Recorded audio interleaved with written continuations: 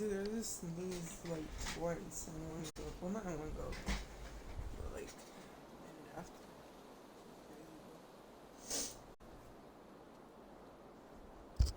Oh, my mic's not close to me. Alright, let me. What the fuck? Oh, that's my phone. Let me check this shit out and we can start. Alright. Alright, let me do a couple tweaks actually.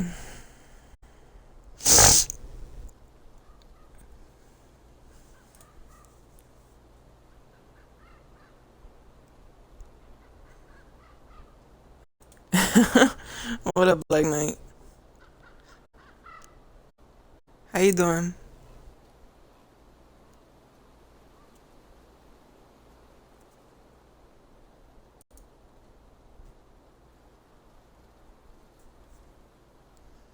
That's good.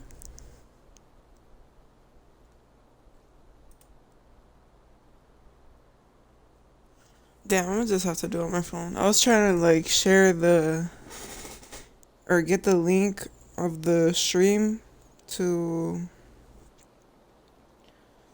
send it on my Discord, but it didn't work.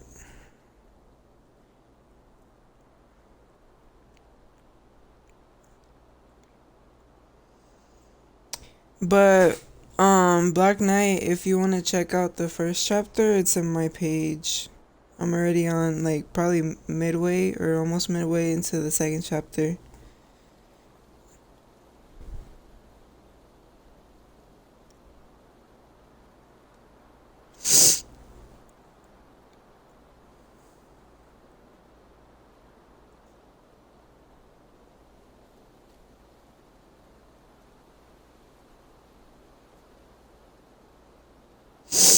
Okay.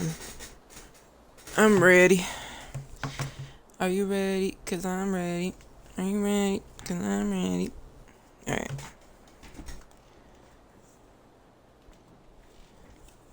Okay.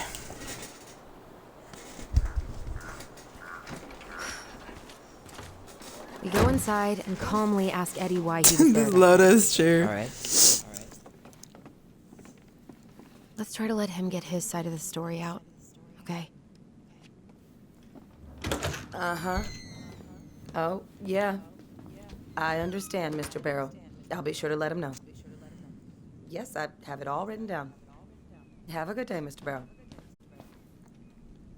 Morning, Missy. How do you get stuck working reception? Rose called in sick this morning. I'm covering for her while I try to get my paperwork done. What are you doing here? Just checking in with Uncle Eddie. I'm guessing from the identical features that this is Tyler? Tyler, Denise, Tyler. Yo, why is old girl in the back just staring? Wilson, could you tell Officer Vincenzi that I'll be... Oh, good morning, Allison. Hi, Uncle. I'm gonna take Dr. Torres' statement. No need for Vincenzi to come back to the station. He doesn't seem like he's in the best of moods. Yeah, I don't know what's going on, but he's been a little off all day. Good luck. Great. He has an excuse to brush us off. Hey. He speaks. How's Delos treating you so far? It's been good to see Allison. She's been talking nonstop about you lately. I know she's happy to have you here. Hey, been meaning to say, Allison showed us that article you wrote for the Juneau Daily last year. You were spot on. The state needs to be giving way more money to youth centers. Fireweed was lucky to have you.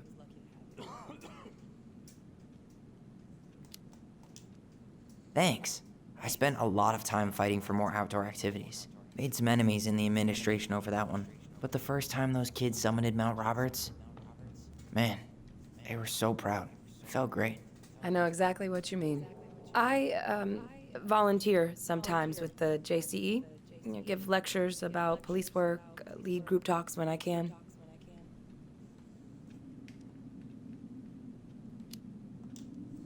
JCE? You know, Juneau Coalition for Equality. Oh.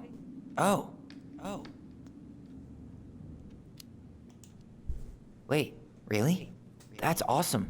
Yeah, and I don't mean to preach, but the kids in those groups, Be it Fireweed or the JCE, they need people who really understand them. People who know where they're coming from and will fight for what they need. Anyways, sorry for the rant. Oh, hello, kids. Hello, middle-aged adult. Everything all right? Your uncle said you two were gonna be knee-deep in trash for a few days. A few days? That's optimistic. It feels like every time we clear out a drawer, 2 more just appear out of thin air. Ah, yes. You got my sympathies. When we emptied Linda's parents' house, oof, I thought we'd have to rent a backhoe. How is Linda? I feel like I haven't seen her in months. Good. Yeah, she started working over at the high school as the librarian. Pay's not great, but she gets to see the kids every day, so. Bro, that Bet hair. Brendan's thrilled. Oh, yeah. Happy as Oh boy, fire drills. Everybody's favorite way to slack off. Hey, is that your desk? Huh? I didn't think so. Move on. Right. Sorry. Dr. Torres, you said your daughter was with you during the incident? Yes, she was. Chief Brown's taking a statement, but you might be able to snag him when he's done. Date of birth? Okay. Isabella Henderson, July 16th, 2009. Henderson. Different That last woman name? was just staring at us. My ex-husband. Does she live with you most of the time? No, her father has primary custody. Because of my hours. She stays with me on the weekends. Sorry, Tyler. Duty calls. I don't know why she wanted to go over there.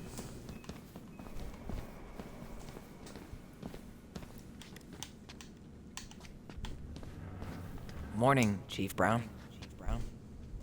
Good morning, Tyler. Good morning, Tyler. Hey, could we talk to you in private? It's a little urgent. Can you excuse me for a second, Dr. Torres? What's going on, you two? We had a few more questions about our mother. Look, now's not the best time. Well, maybe we can come back later then? Excuse me. Come on. Guys, I'm understaffed today. I've got a receptionist out sick, an officer dealing with personal issues. I need to finish taking this woman's statement, and I don't have time to chat right now. We were just hoping for some answers. Well, I don't know what more you think I'm going to say. I already told you everything. I need to get back to this complaint. Sorry, guys.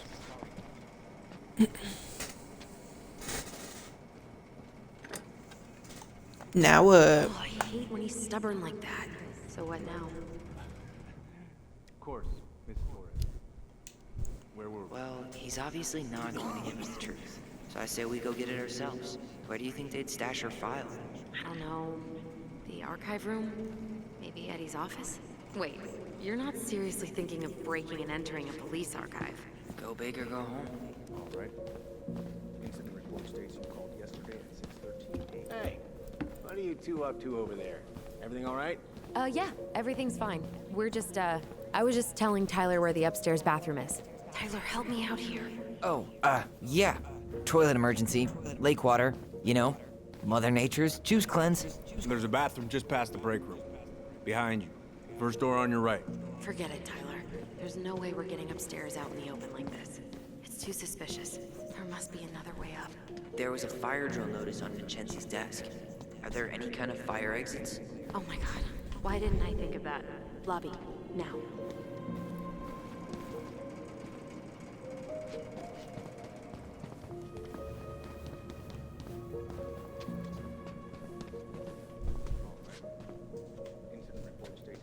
All right. Let's see. Vincenzi was dispatched to your home at 6:29 a.m.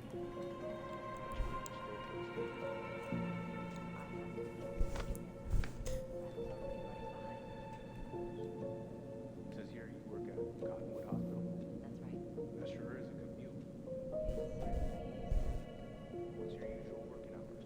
I'm a surgical resident at one of the only hospitals in Southwest Alaska. Like I said, You heading out? Of course. Listen, we really appreciate you coming in after a 24-hour shift. Yeah, I need a smoke. You should think about quitting. Only gets harder the longer you do it. Yeah, I know. While you're at it, get your sister to stop too.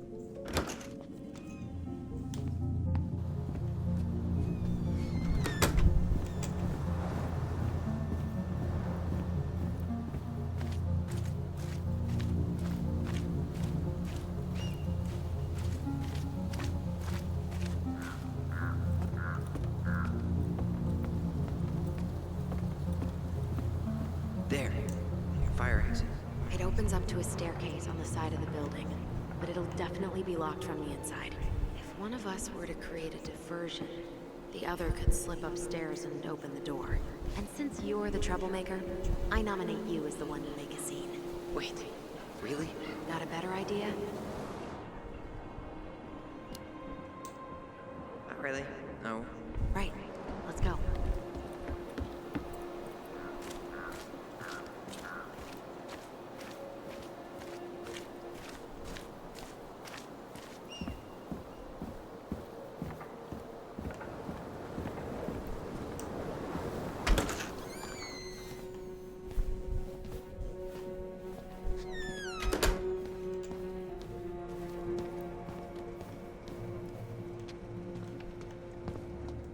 What about those missing people posters?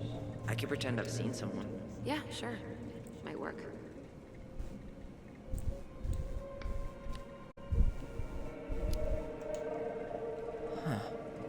Officer, I think I saw her. I saw that girl, Oh, which one? Stella Reyes. I'm positive I saw her when we stopped to get coffee on the way in from Juneau. At Tommy's, right off the Marine Highway.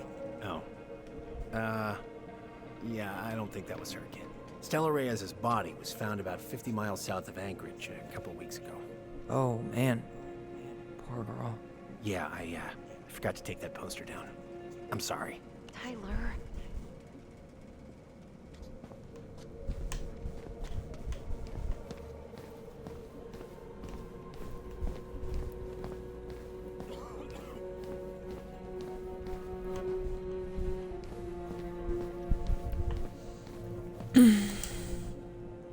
That pile of paperwork, What about it? I could tip it over. Kinda messy, but I mean, sure.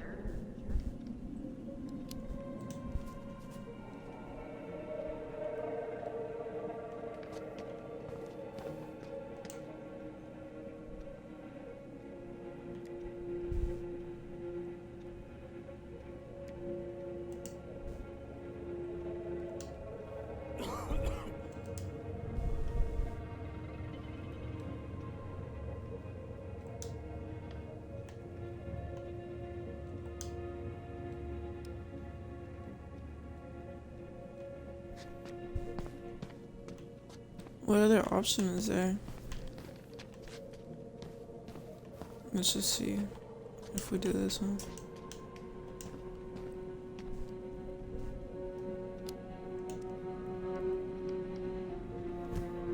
Jesus, Tyler, what happened? Sorry, I wasn't looking where I was going. Just leave that there.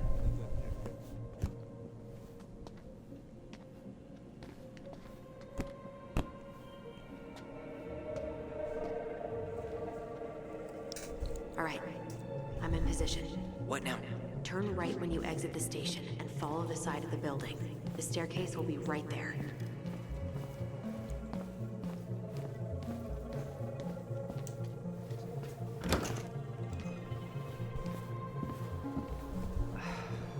Crisp winter air. Okay. I'm by the door. Come on.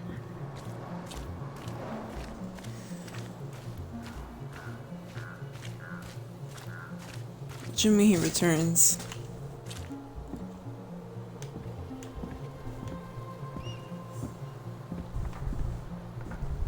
Like he getting back into business. What did I just do? You took control of your destiny. Own it.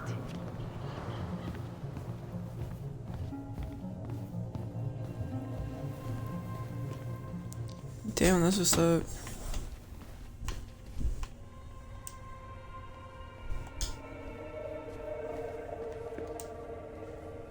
Looks like this is where Brown keeps all his personal mail. If Eddie catches us in here, There's no turning back now. You applied to a summer drama program back in 2009? I did, but they rejected me. Michael and I were supposed to go together. He went, but I was stuck here for the summer with no one but Justin Beaver for company. Why? Well, why is Brown on a first-name basis with the director of Firework? Oh. It's an invoice. Eddie Brown, you'll find enclosed the final invoice for resident Tyler Ronan. The Fireweed administration would like to thank you for all of the support you've given us over the years. I knew pulled some strings to send you there, but that's a lot of money. More He's backdoors the and secret second of moves. Maybe he didn't Bearskin. want to make you uncomfortable. Well, now Yeah, I feel like I'm know. in his I debt. know who he is. He a little DJ or whatever.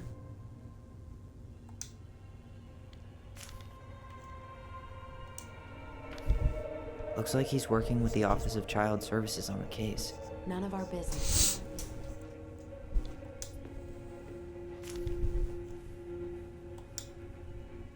Okay, so none of this is important.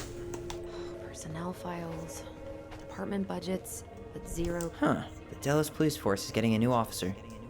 Finally. This guy has a record, and not a short one. Why is he even in the running? Eddie has a really hard time hiring people out here. I don't think. Yeah, cause I seen There's the always a choice. the concert. I seen the concert, so I got the skin.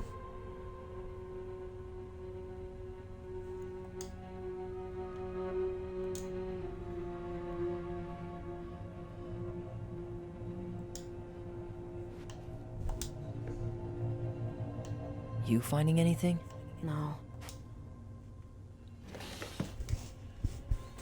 Ooh, collectible. Hey, you.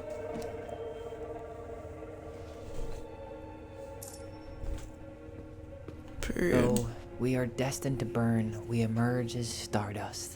Is that? Oh no. Oh, yes. Burn it. Burn it with fire.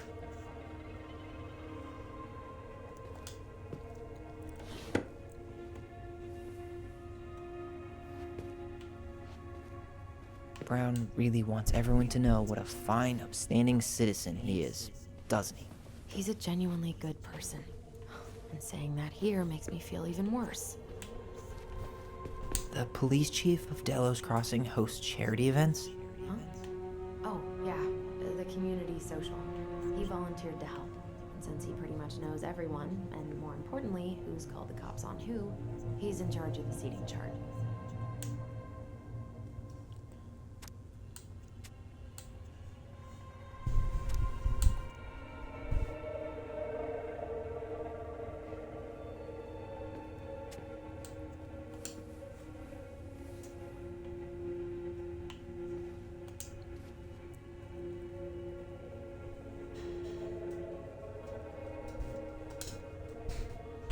Let's put the Vecchies next to...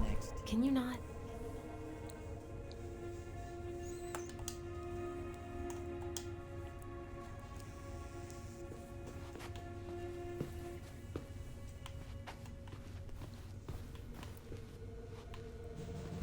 How old is Brown? 38. Oh, wow. Graduated really young. Youngest officer to ever join the DCPD.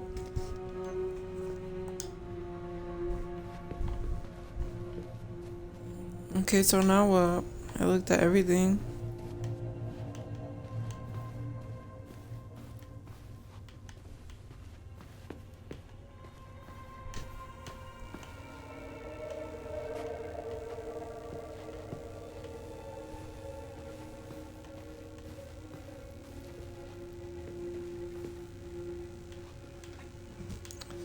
Now what?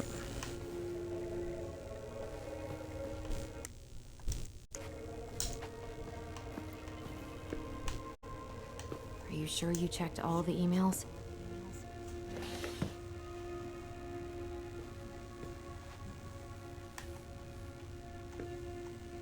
Though we are destined to burn, we emerge as stardust. Is that? Oh no. Oh, yes. Burn it. Am I supposed to Burn it look with at fire. the... What emails?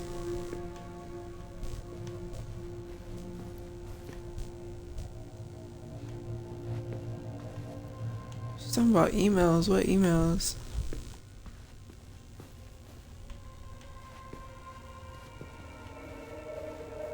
I'm so confused.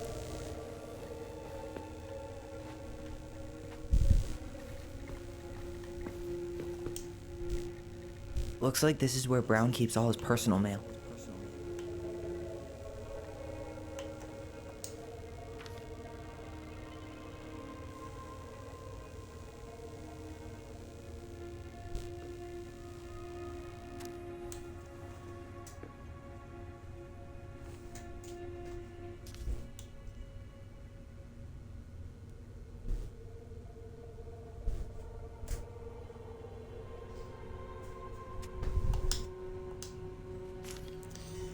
Yeah, I'm so confused.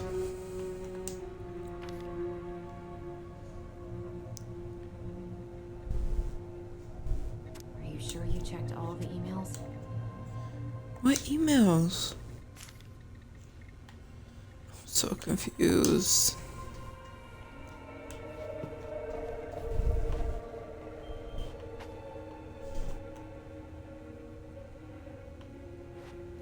Like what?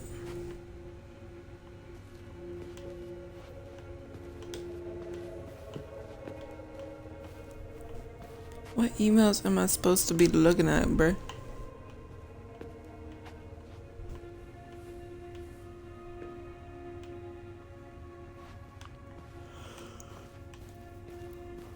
Are you sure you checked all the emails? What emails? Brown really wants everyone to know what a fine, upstanding citizen he is, doesn't he? He's a genuinely good person. The police chief of Delos Crossing hosts charity events? Huh?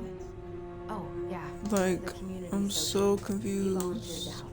And since he pretty much knows everyone and more. Let's put the Vecchies next to... Can you not? I'm so confused.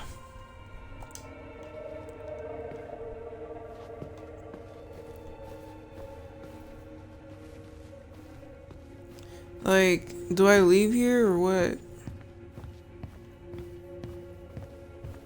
I can't believe I'm gonna say this, but maybe there's something in Eddie's office. Move, bitch! Damn. Like, shut up.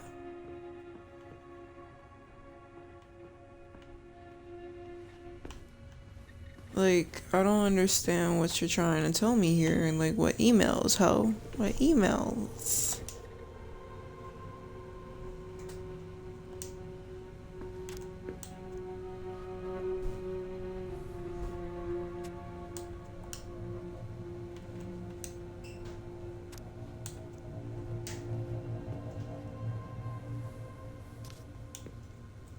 Are you sure you checked all the emails?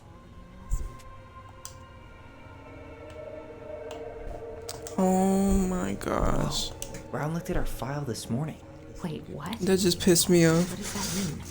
I don't know. But there's a reference number. R68653.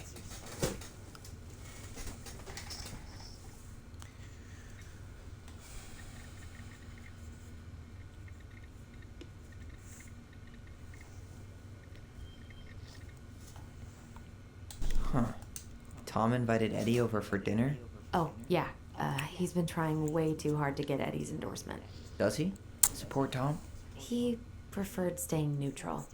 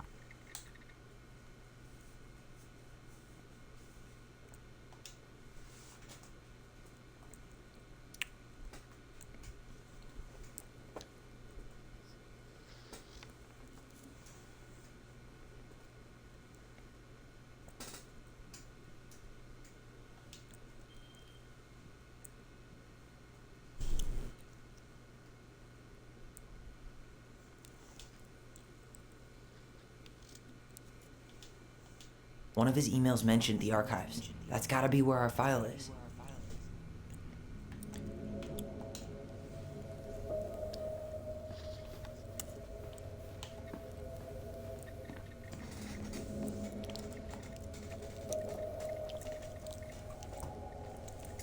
My bad, y'all. I'm drinking a smoothie right now. Excuse me. Where'd she go?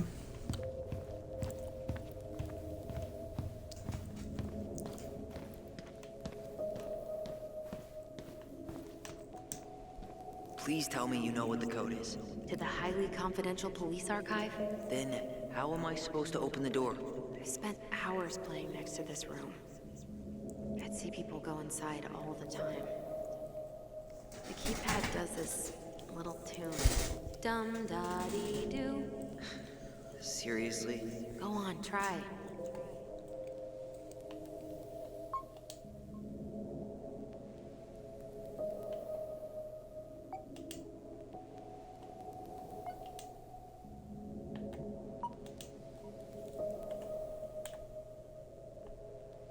You're pressing the wrong numbers.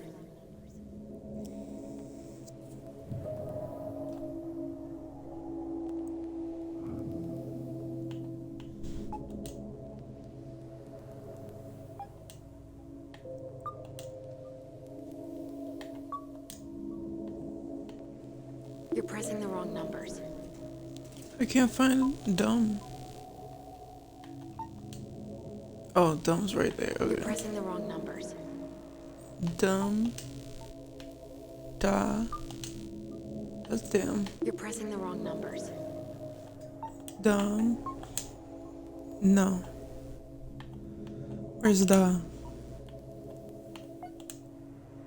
Where's da? How did that tune go again? Dum-da-dee-doo. I'm sorry. I don't think I got that. Dum-da-dee. Oh, shut up. You never told me you Dumb had da perfect pitch. dee do. Dumb da. And then where's D? You're pressing the wrong numbers. Where's D? No, that's damn. D. Where's do?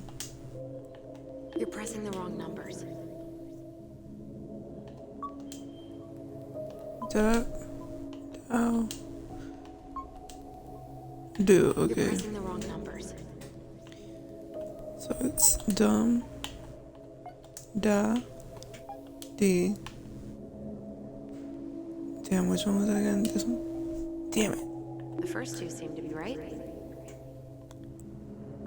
Dumb. Da. D. Oh. The first two seem to be right. This one's do again. Do, You're okay. pressing the wrong numbers. Alright. Dumb. Da. D. Do. Yes. There we go.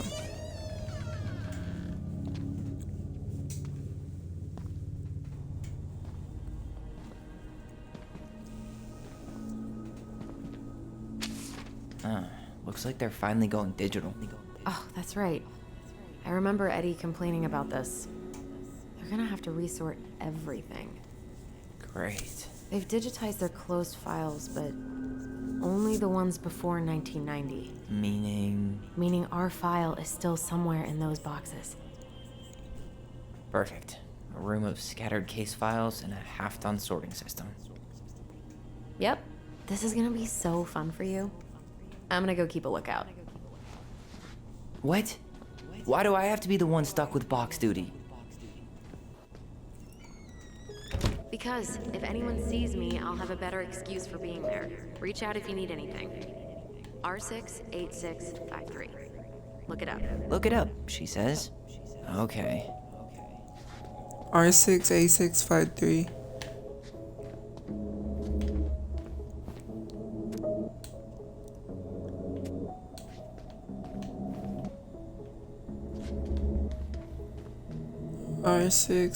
R6A653.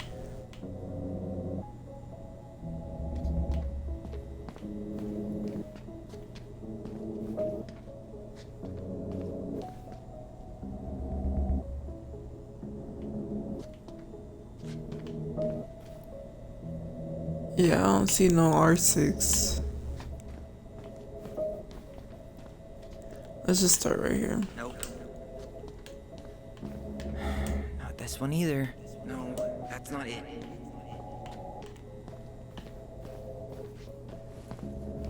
Nope. Well, Not this one either.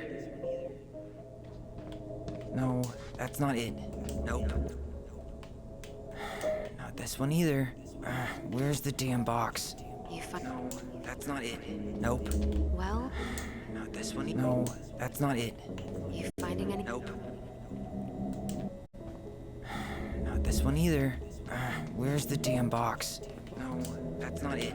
Nope. You finding anything? Not this one either. No, that's not it. Well, I mean, none of them say R656. Wow.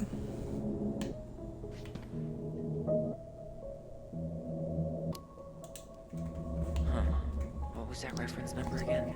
05 R68 653. Bruh. They never said freaking 05. Here we go.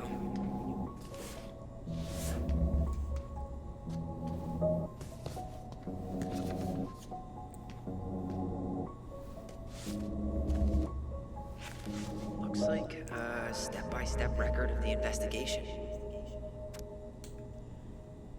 November.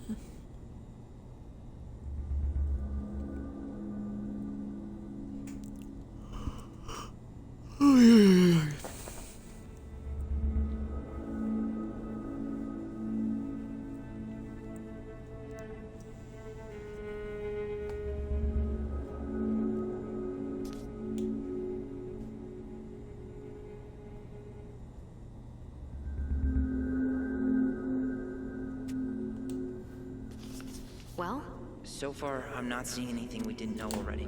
It does reference some other files and audio recordings, though. you might be able to look those up on the computer. Even if our file hasn't been digitized yet, they may already have it in the appendix.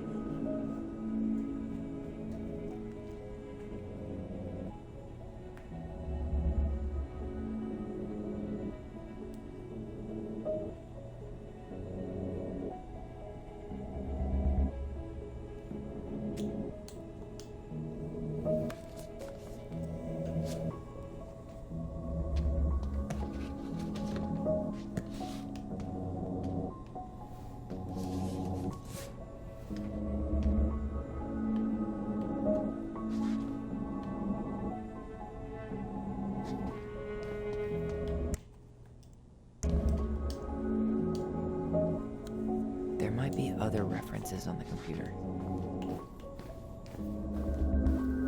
Alright, I'm in. You can search by keywords. What should I look for? I don't know. Mary Ann Ronan? March 1st, 2005?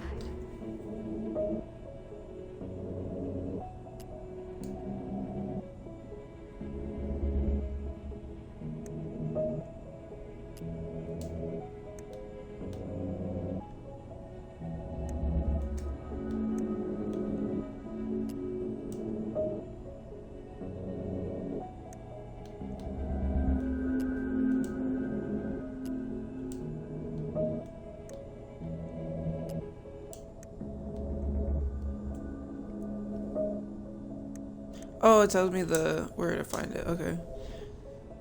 Storage R5 References 05 R62 766. R62.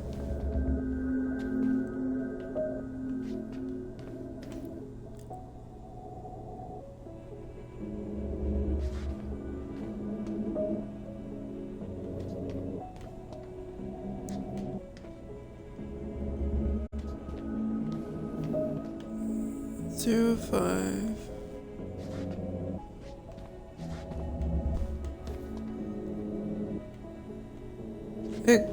Oh.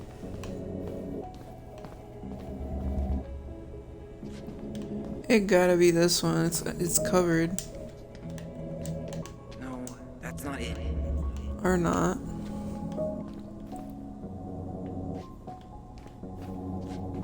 R62.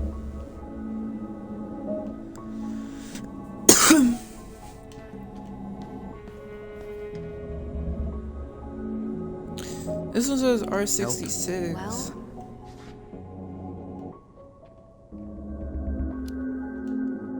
You know, it'd go a lot faster if you were here to help. well, it'd go a lot slower if we got caught. So, Not this one either. see shit, bruh.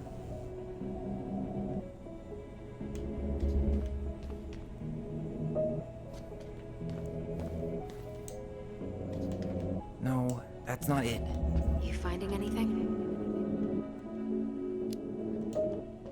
05 R62 766.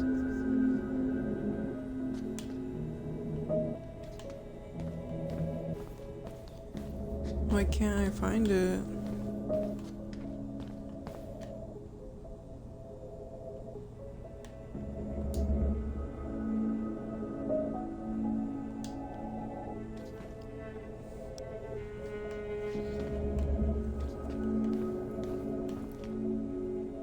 Oh my gosh. It was right fucking open. It was right here, right fucking open. Her autopsy report. Okay. Okay. Yeah, What is it? she drowned. Stab wound was non-fatal. What?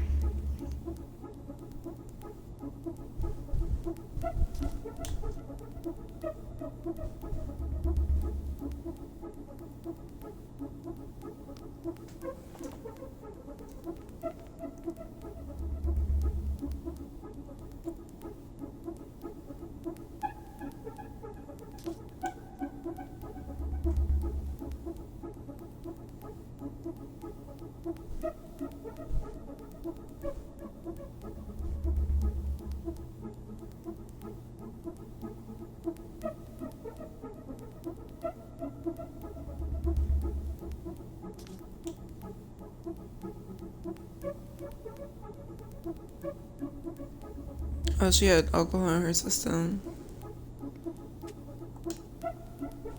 So she didn't even like die from the stab when she drowned. Was it suicide? I don't know. Now what? I go back on the computer.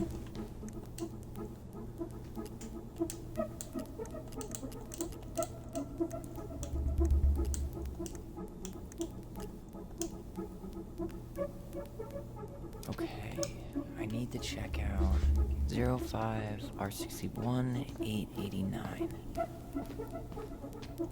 There.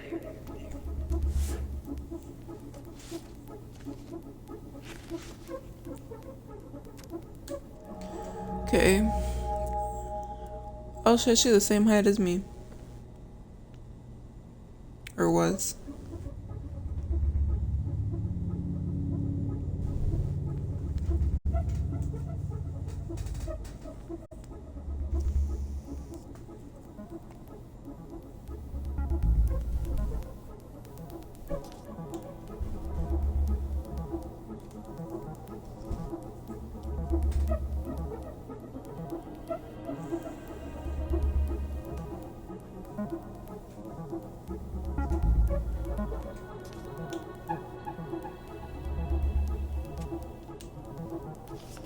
Found a summary of everything. Wow, this is a real detective novel. Brown's quite the wordsmith. He's not a writer, Tyler.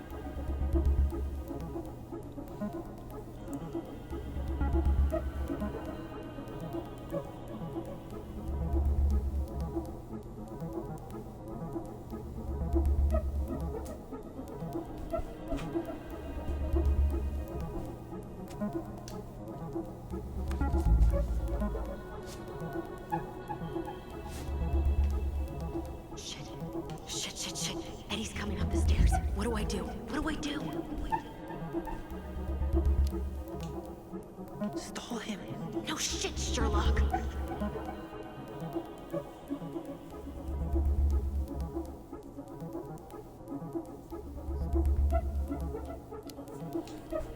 Tell him I'm using the bathroom.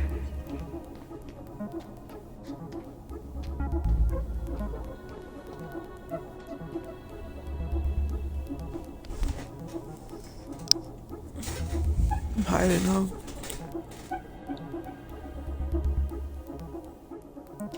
Why is she so quiet? I'm scared.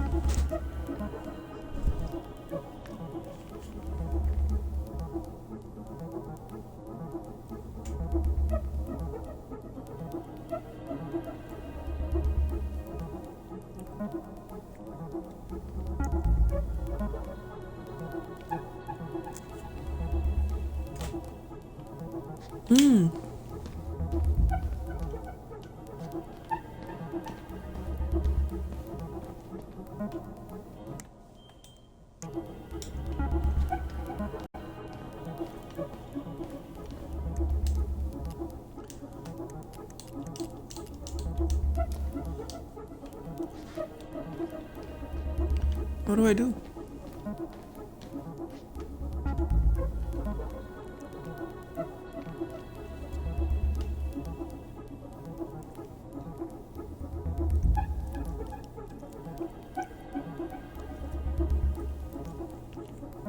Bro, now I'm confused as shit.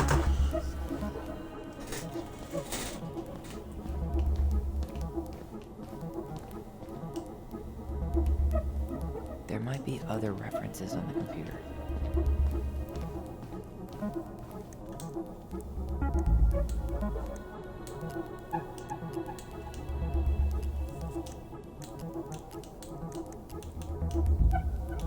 Delos Crossing Police Department.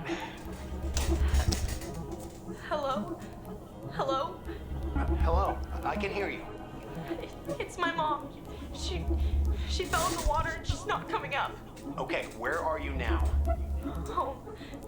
We're home. Are you alone? Where's your dad? It's just me and my sister. All right, honey, can you give me your address? 12 Cannery Road. Please, hurry. Just stay right where you are, okay? We're sending someone out to help you. Don't hang up.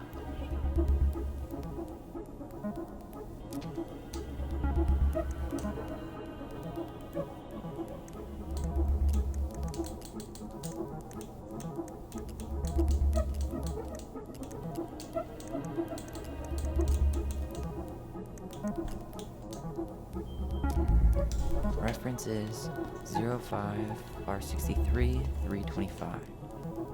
Okay, here it is.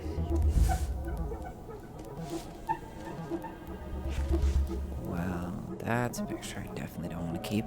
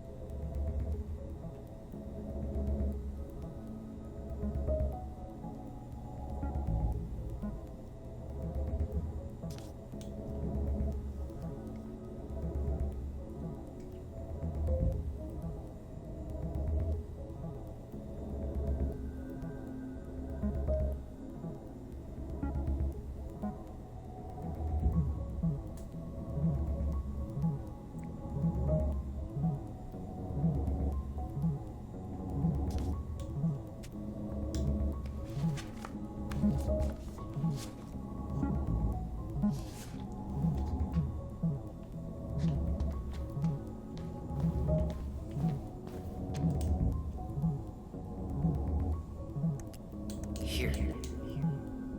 Bingo.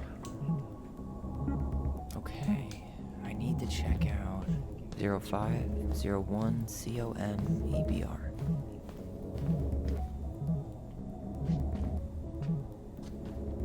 Here we go.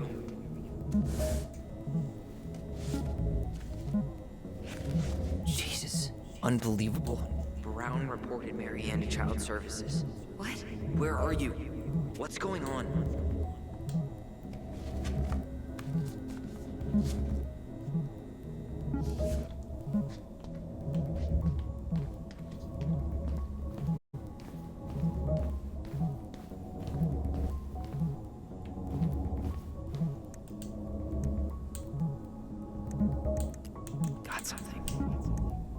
here.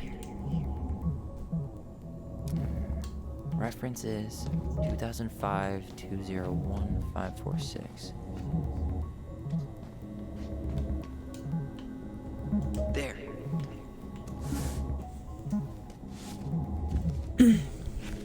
Wait, what the hell? Tessa accused her of child neglect.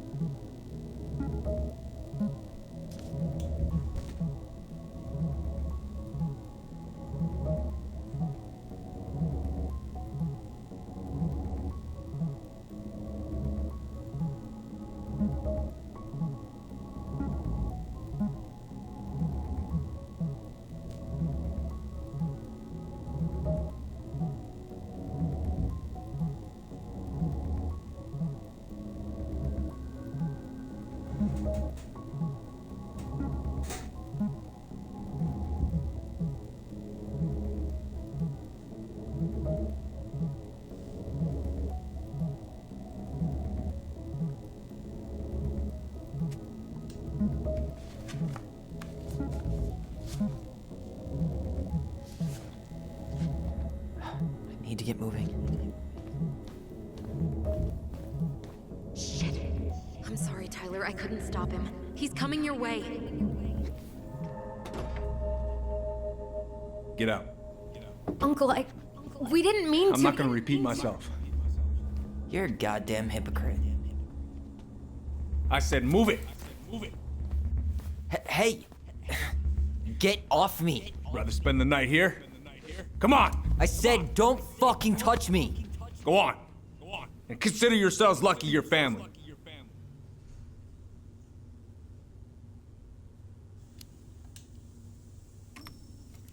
You're right. Family. And for Allison's sake, we should talk. About what? We saw our file. We know about social services. Why? Why did you turn your back on her? Why did Tessa?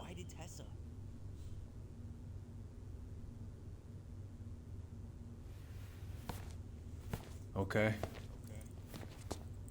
Yeah. You're right. We need to talk.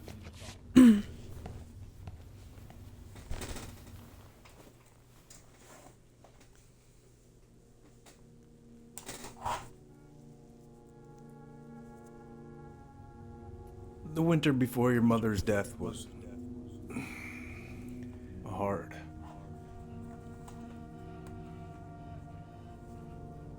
Delos Crossing was snowed in for months. Most roads were closed and plane supplies were scarce.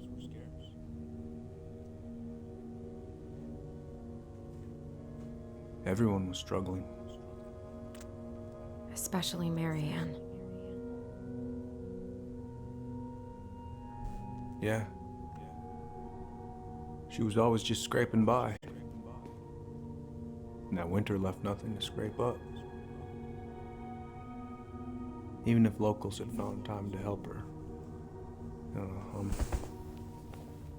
I'm not sure your mother would have accepted.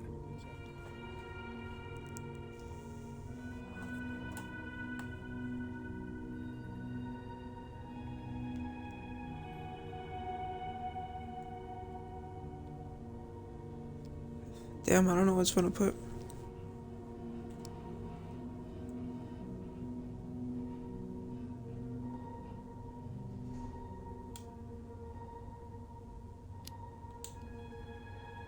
So, she was struggling through the snowstorm of the century, and you reported her to social services? Tessa came to me and reported potential child neglect. As a sworn officer, I am required by federal law to report the allegation to OCS.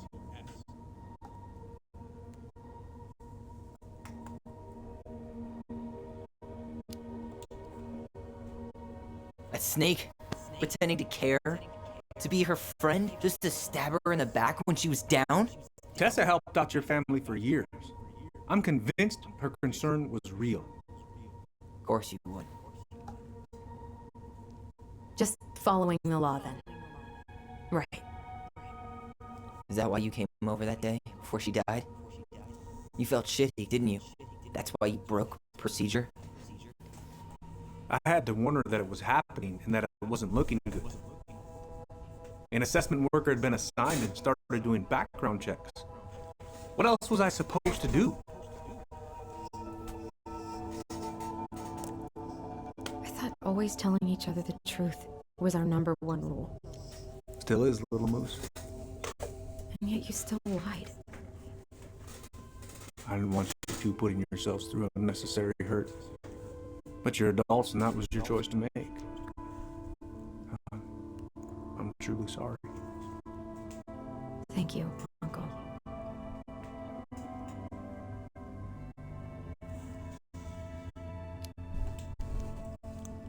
Just like that, huh? Must be nice to have a daughter who lets you off the hook that easy. Eddie, you keep trying to point your finger at Tessa, but you have to take responsibility for your part in our mother's death. I've asked myself over and over for the past 10 years what I could have done different. I know I made a big mistake with you two here. And you've got every right to be angry. Being a father, well, it's a pretty tough job. I've tried my best. And I'd like to try my best with you too, Tyler, if you want it.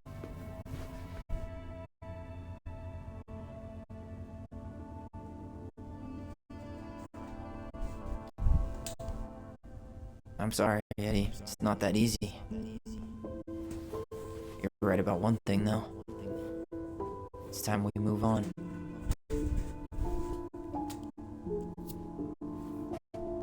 See you around, Chief.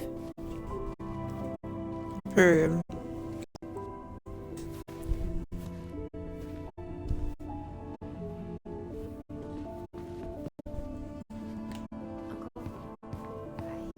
Can we go? I need to get out of here.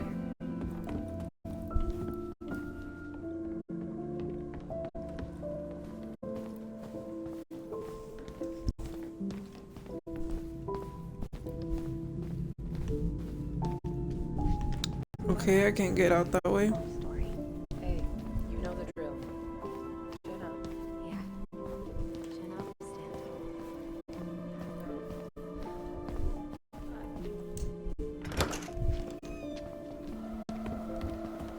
Allison, What?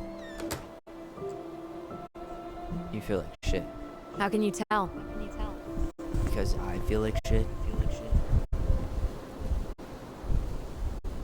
What are we gonna do about Tessa? Nothing. Look, we're not gonna do anything. That's enough, Tyler. Talk to Tessa. Why? What are you looking for? What are you expecting her to say? I thought she loved us. Really? Chief Brown, is it true? Is she... Oh my God. Children, Tessa, you need to leave. Come on, kids. Come on. everything is going to be all right, okay? You're going to be okay, I promise. Go home. You can't be here right now. Oh God. Oh God.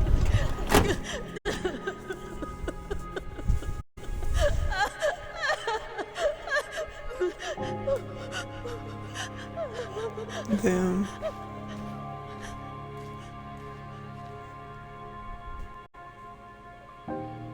She knows she fucked up though.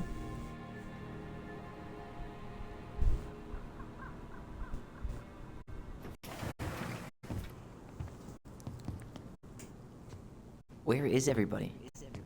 Tessa's gotta be around somewhere. I think I'm hearing something. Well, at least we know the entire world didn't vanish.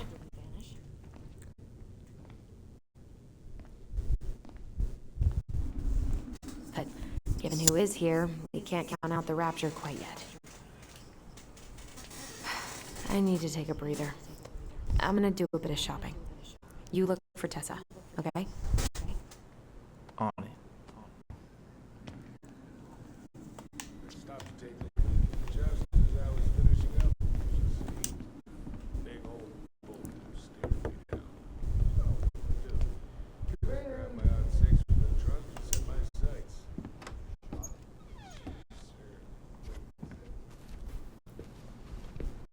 What do you mean?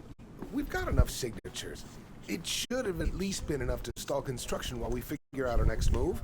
Well, why don't we schedule a meeting with the Alaska Wildlife Foundation? Try to get their support. Look, Harold, I have to go. We can pick this up at the meeting. I should be on my way over soon. Hello, Tyler. Can I help you?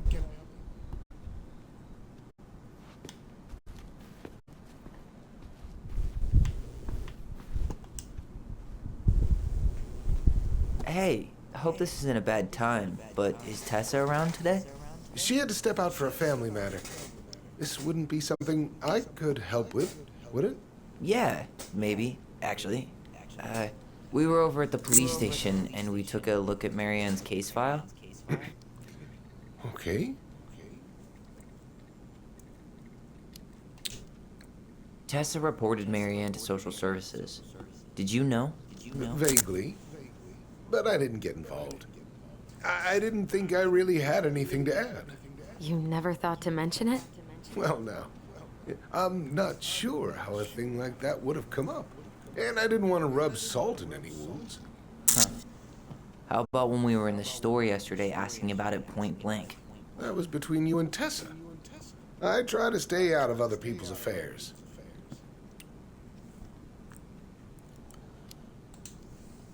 Why did Tessa come to the police station that night? She was looking for you two. To make sure you were okay. When she heard what happened, she was a mess. How exactly did she hear about it so fast? Can't remember who called, but you know how it is. No news travels faster than a secret. Everyone knew 5 minutes after Brown was on his way out. Okay. Thank you. Look, I'm sorry if you felt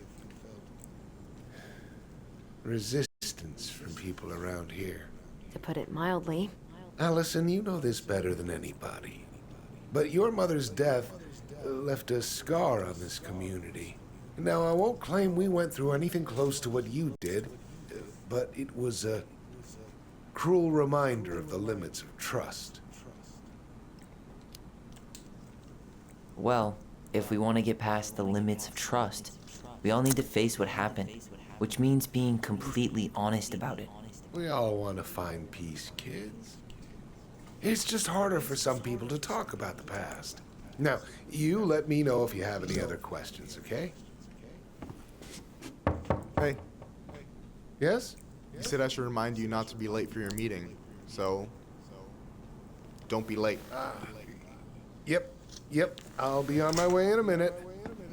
So, kids, was there anything else you two wanted to talk to me about? Did you ever hear any rumors about our mother? Like, who her father might have been?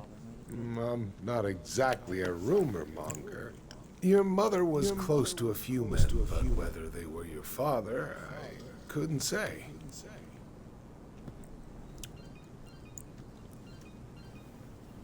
But look, oh, gosh. I'm sorry. I really have to go. Michael, could you finish up the storage room and then just close up? Yeah, sure thing, boss man. See you later.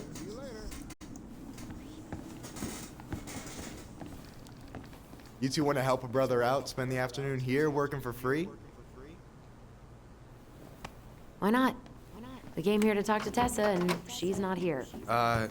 She's at the cemetery, visiting her parents. Oh. Hey, tell you what. Why don't you guys help me close the door, and then we can drive over together. I've been meaning to pay my uncle a visit. Can't we just wait for her to come back here? I'm not really excited about going there. Allison, we don't have to visit her grave. I'm gonna start working in the storage room. Tyler, join me when you're done. Sure thing. Just give me a sec.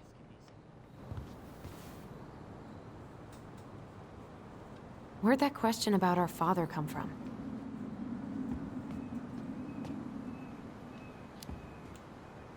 I've just been thinking about who he might be.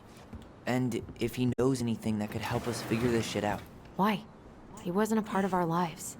Besides, Marianne always said we never had a father. Well, her name might have been Mary, but I don't think she was a likely candidate for Immaculate Conception.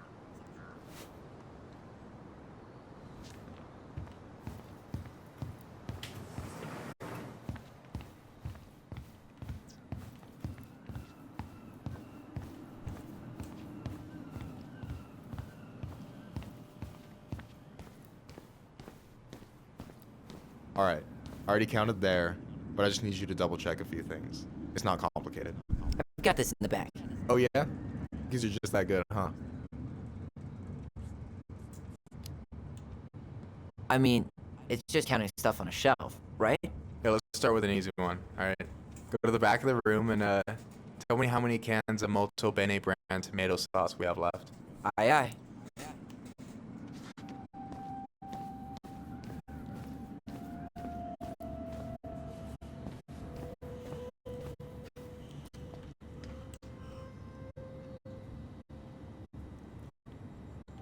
Maybe I should pick up some for Allison? I wonder what's in that box.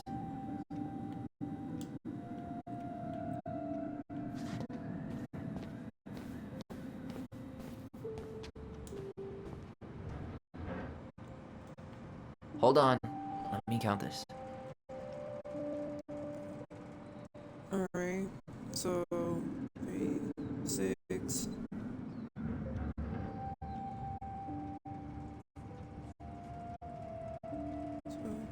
Like 12 cans?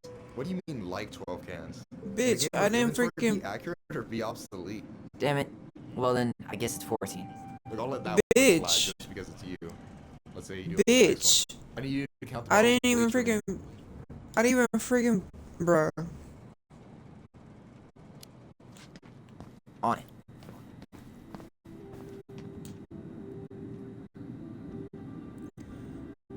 Alright, let me count it before this shit because I was dead ass counting it and this shit just fucking put the answer on its own. So it's 6 of these.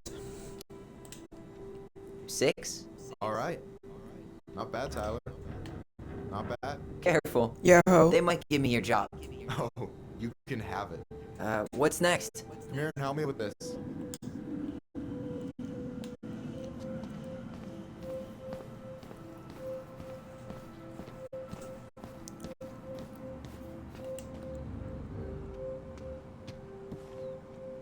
What's up? I need your opinion on this masterpiece. Is that supposed to be me? Yeah, come on, look at the hair. Nailed it, right?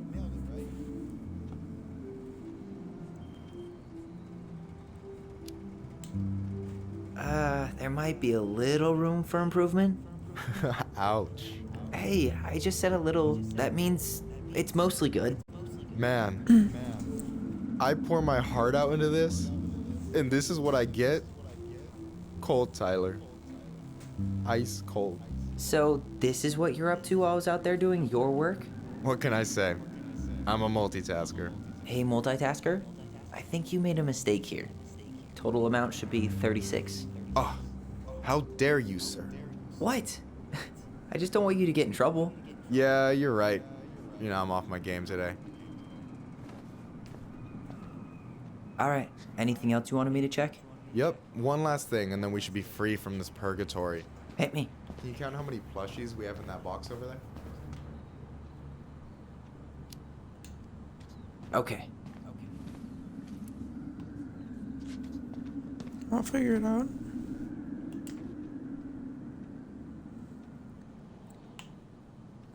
No, that's not what Michael wanted.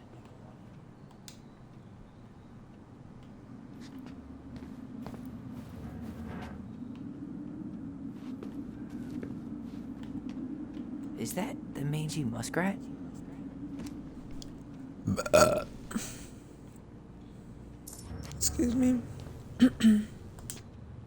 So, 3, 4, 5, 6, 7, 8, 9.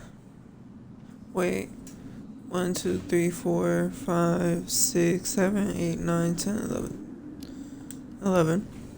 You've got about 11 left in that box. Did I get it wrong? Michael? Ouch, what the fuck? Hey, sorry. It was just too tempting. Lesson number 1 in the ancient art of inventory. Never let your guard down. You have no idea what you just started. First one with 3 confirmed hits wins. Cool?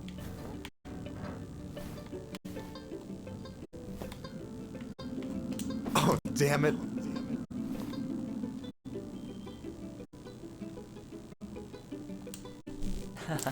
Gotcha.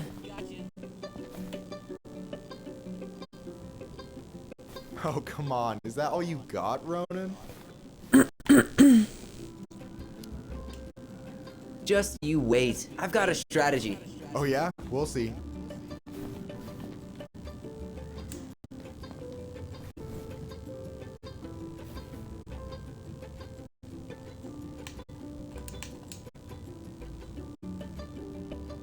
Boom.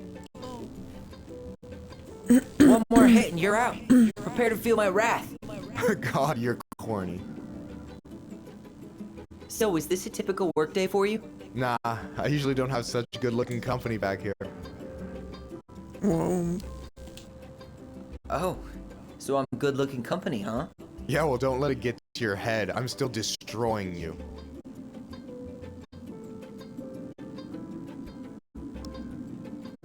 Peek. Peek. Boom.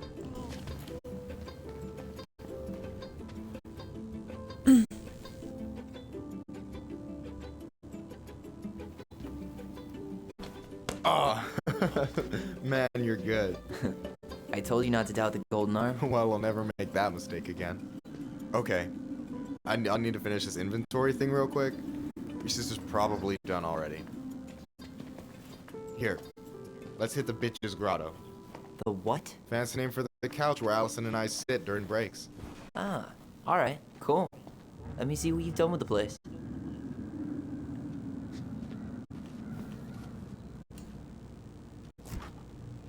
Oh, hey, see that container? That's for you. Huh? It's the trout I caught yesterday at the buzzard hole.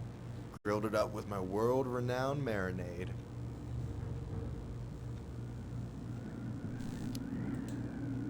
Oh, wow. Thank you. World-renowned marinade, huh? What's in it? A magician never reveals his secrets. Let me grab it, Helen.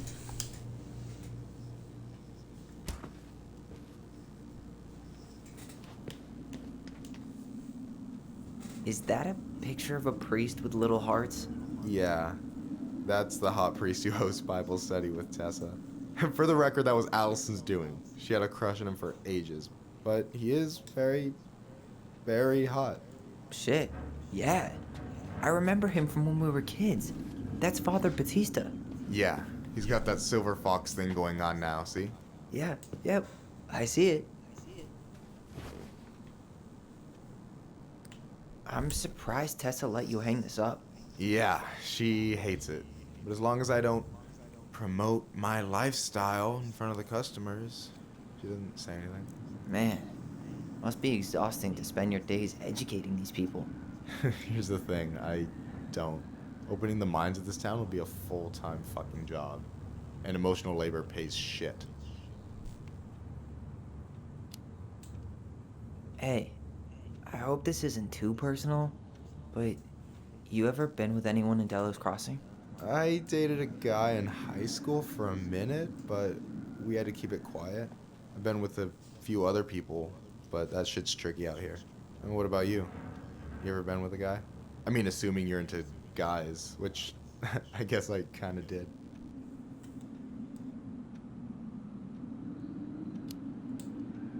I've never really been with anybody. Guess I was too busy processing trauma or whatever. But if I met a guy I was into, who knows?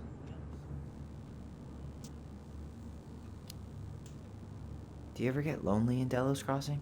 Yeah, sometimes. So I'm always in Juneau working with the JCE, meeting new people. I gotta make my shit happen for me, because no one else will. Right. Period. I feel you. Anyway... And I'm done. Oh, yeah. No way! You like Duplex Duo too? Yeah, Allison got me into him. We were supposed to go to his show in Juneau a few months ago. And what happened? You ever heard of Moon Rocks? We took 2 hits before going to the show and that was it. Our feet couldn't find the floor. Not our finest hour. I gotta tell you, it's so weird to finally meet the other Ronin. You mean the OG Ronin? I was born first, you know. Is that so? Thought Allison said she was. Well, our mother never actually told us, but it was me. So, why is it so weird to meet me? Because I just heard Allison tell your story so many times. She told me everything about you. Fireweed, your transition. I hope that's okay, by the way. Yeah, it's fine. She asked me first. Yeah, figures. That lady is thorough and she loves you like crazy. I know. So, yeah, you were probably the first person to know about it other than Allison. I'm glad he trusted me. And it's great to finally get to know you in the flesh. You're pretty alright. But you're not too bad yourself. I try not to be. Especially around guys I'm trying to impress. So I wasn't blowing smoke when I said you should move to Juneau with us. I know. I've got a community there. Could be yours too. Fitting in. There's a concept. You have no idea how life-saving a chosen family can be. It pulled me out of the dark more times than I can count. I hear you. Hey, can I ask you a question? Of course. Shoot. Why do you care so much if I move to Juneau? Look, like I said, I want to get to know you. Because I'm just that fascinating, huh? Honestly? Yeah. I think you might be one of a kind, Tyler Ronin.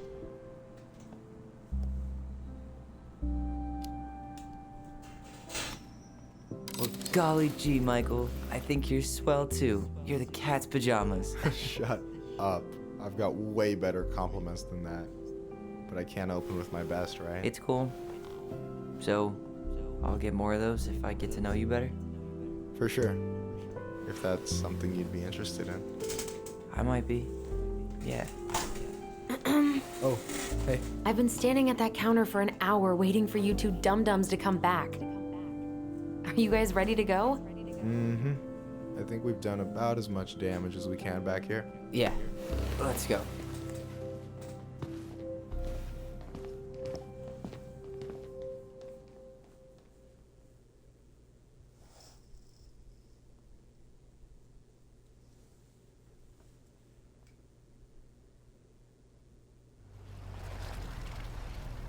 Oh, hey, I ain't the fuck out of each other. Here we are.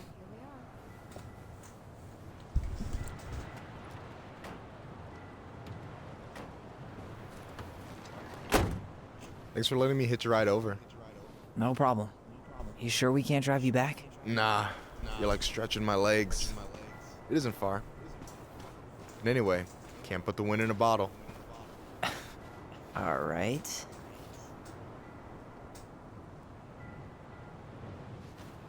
Tessa should be at her parents' grave, not far from the entrance. Look for a big crooked tree. You can't miss it. I'm gonna go check in with my uncle. Good luck. For real.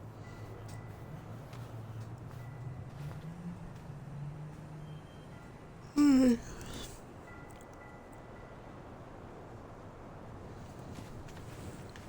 look pretty spooked. I've never been a big fan of cemeteries. Especially after, you know. I promise after this we can chill at the house. Cool?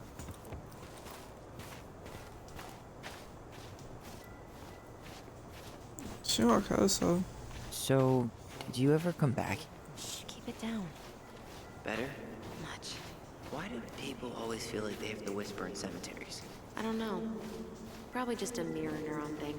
A what? Monkey see, monkey do. Yeah.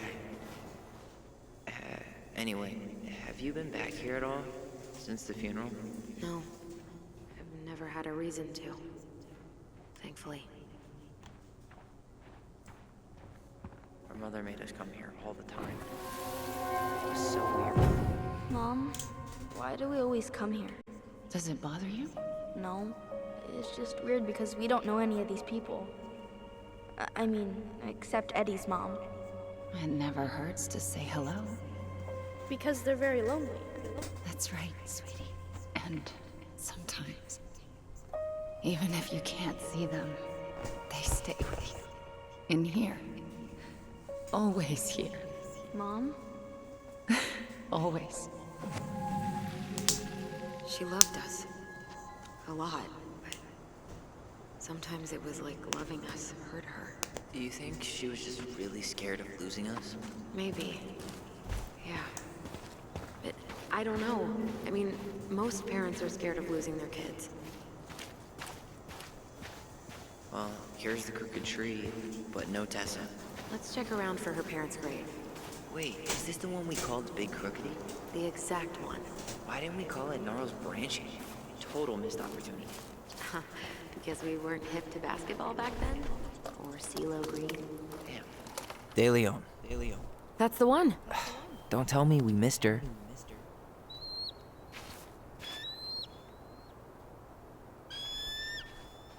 Hello, Mr. Eagle.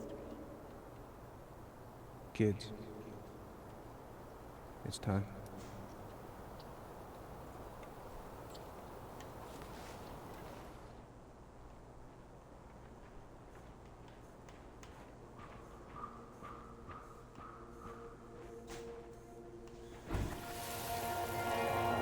We really have to go, Eddie? You can hold my hand if you want. I can walk fine on my own. It'll be quick, okay? Then we'll get something to eat. The day of the funeral. I barely remember it. That's probably for the best. I don't think either of us are exactly eager to relive what went on behind that gate.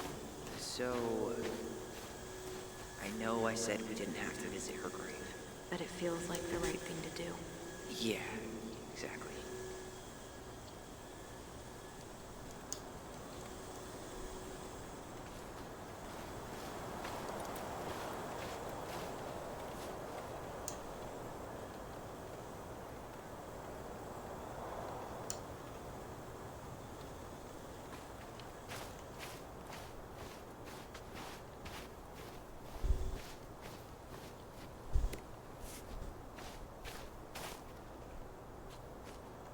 Lost in the chaos of history. What's that mean? Not sure. But Michael should know.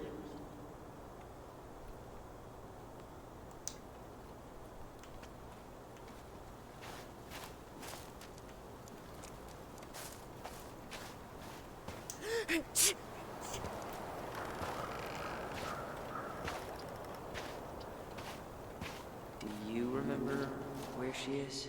No. For what it's worth, I remember. Allison, please. I'm not going! Allison, come back! Yeah. Any hope that this would be easier than last time? Totally gone. At least this time no one's sending me away. I'm holding you to that. Afterwards, you and I had a moment over there by the totem, right? I wonder if we could see that. Doesn't hurt to check.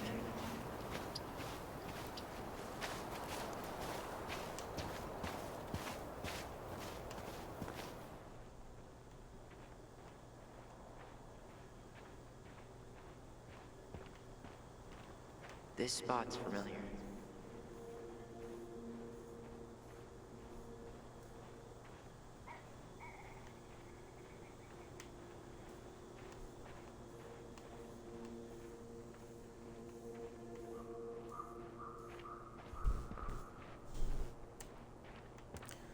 Bro, where's the memory at?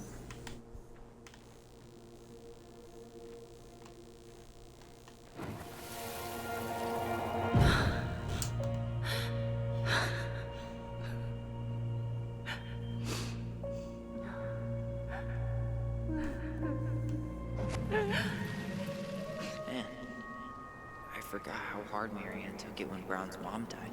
Well, we were only 4, but yeah. She lost one of her only friends. She was always saying how she never would have found a place in Delos Crossing without Carol. You think her death kicked off Marianne's, you know? It definitely didn't. Ty. This is it, right? Yeah. God, I think I need a second. I'm gonna have a look around, okay? I'll be right back. Yeah, all good.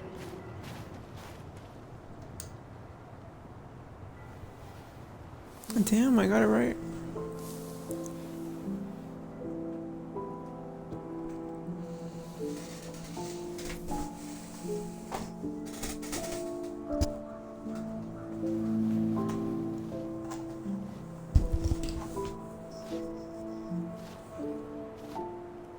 Allison.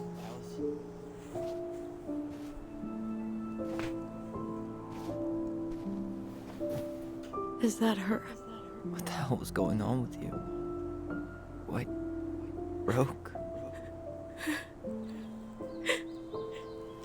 Why didn't you say anything? We were your goblins. You didn't have to do it all alone.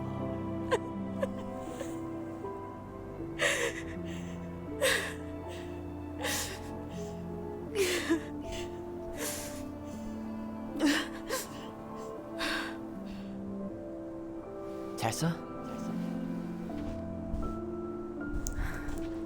Kids, I wasn't expecting to see. What are you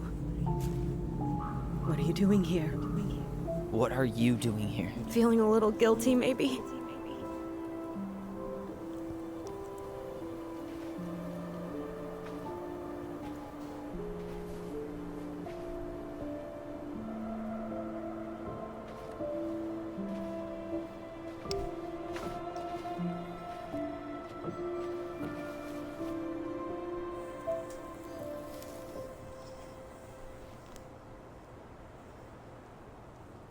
When we pass on, our graves are all anyone has to remember us by.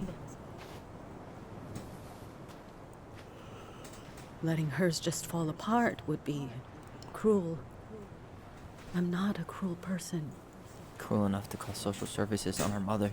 I wanted to protect you. Marianne was getting worse all the time. I was afraid that if things kept going the way they were, then one day... We were going to end up dead? Look, I'm sorry I didn't tell you the whole story back in the store, but I didn't want you to... Enough with the excuses. What the hell happened to her? Why'd you turn your back on us? Your mom was always just barely getting by, and over the years she burned a lot of goodwill. It got so bad, no one was willing to hire her. And the stress of that, well, it took its toll. I tried to help, but she pushed me away. She pushed us all away. In the end, she isolated herself from everyone. She was alone and out of options. She had us, until you threatened to have us taken away. I couldn't let her drag you down with her. She had you stealing for God's sake. Your mother never wanted to be a part of this community. She always thought she was better than the rest of us. A spoiled little girl playing fairy princess in the woods. If she just settled down with someone instead of running around with married men, well, just ask Sam Kansky how much better that would have been for everyone. Wait, what? Oh God. What happened between them? I wasn't thinking. Please, just forget I said anything. Tessa! All I know is whatever went on, Laura left Sam over it. But I shouldn't have said anything about that. I promised I wouldn't. I'm sorry, kids.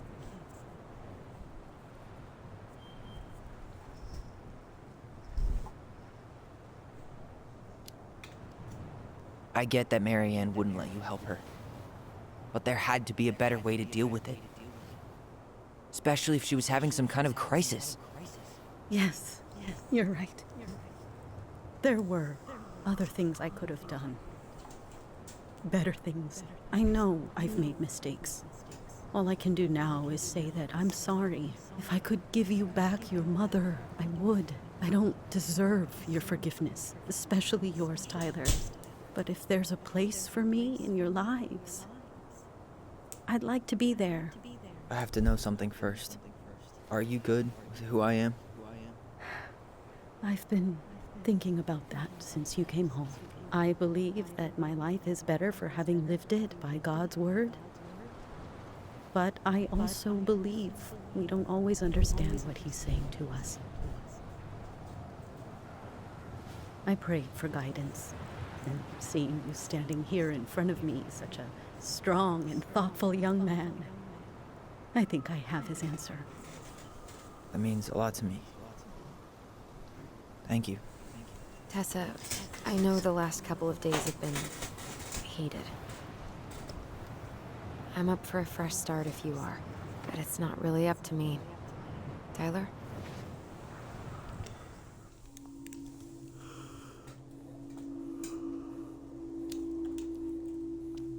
I'm done losing people. And if we can't let people grow, then what the hell kind of chance do we have? Thank you. Both of you. Kids, I never knew your mother's whole story, but it was obviously very painful. She always said you two were the only good luck she'd ever had. I'm going to try harder to forgive her. I hope you can as well. If you two are in town tomorrow, come by the cafe. Lunch is on me. There gonna be coconut cake on the menu? You know, I think there just might be. I'll see you two tomorrow then. We'll be there. Come on.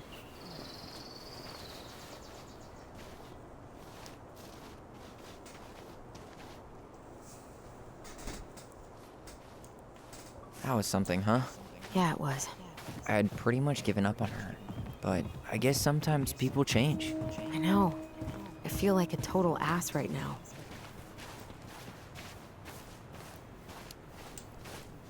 You shouldn't. She needed to hear all of that. Yeah, you're probably right. Still, I might bring in a peace offering my first day back. Any ideas? Jesus stuff? Maybe I'll just finally bring back that book I borrowed 6 months ago. Not a bad view, right? Yeah. I get now why they put cemeteries in nice spots. Takes a little bit of the sting off.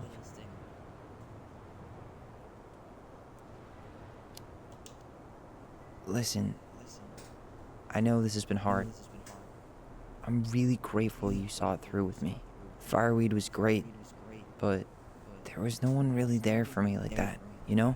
You're the only one. Hey, brothers and sisters, right? But it's been way more brothers than sisters lately, which is why I'm trying to say thank you. You really don't have to. You saved my life, Allison. Only for you to end up locked up in fireweed for the rest of your childhood. Wait, are you still blaming yourself for that? Don't. It was my choice. It's just... I stole your life, Tyler. And then I totally wasted it. That's not true. You're on your way to Denali. Michael's gonna be a famous chef, and what am I doing? Nothing. Nothing. You've been working on that accounting degree, and your art's good. Really good. Stop putting yourself down. As soon as we figure this shit out, we're gonna sell the house, and you're gonna go to Juneau. You're gonna kick ass. You make it sound so easy. No. We never had a shot at easy. But we always pull through, right? Yeah. You're right. Hey. Wherever Ranger Tyler ends up next, he better come down from the hills to visit us city folk every now and then. You hear? For sure. And anyway, it's not gonna be for a while. We've got time. Oh yeah, of course. We do. So I guess we know the story now, huh? Marianne was done with Delos, and Delos was done with her. Maybe she was too proud, but she worked so hard for so long, and when she reached the end of her rope, no one was there to help her. Not even Tessa or Eddie. When she heard social services was coming, she Gave up. But killed her kids? Really? I don't know. It still feels like there's something missing, right? I think this is the end of the chapter.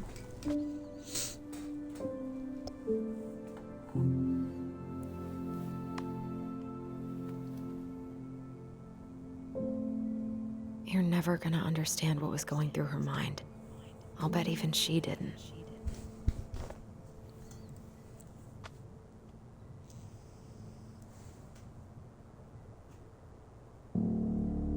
It's probably always gonna feel that way.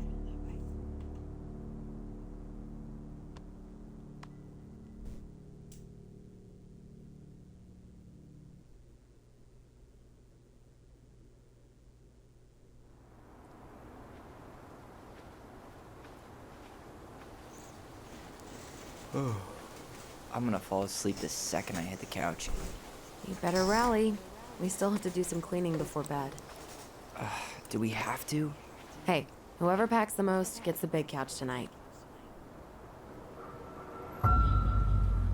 Shit. Allison. I'll get the fire extinguisher. Oh, hell no.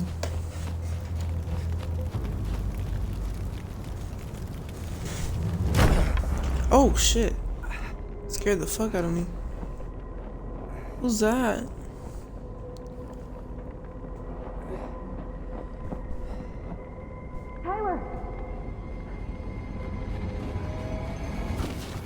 Tyler, are you all right? Allison, barn. Stay there. I got it.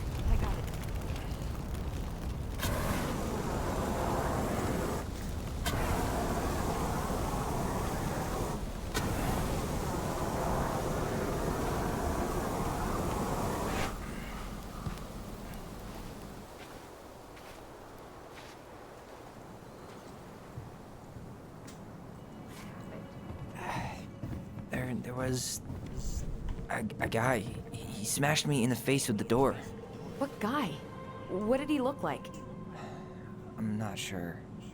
I couldn't see straight, and he was all in black.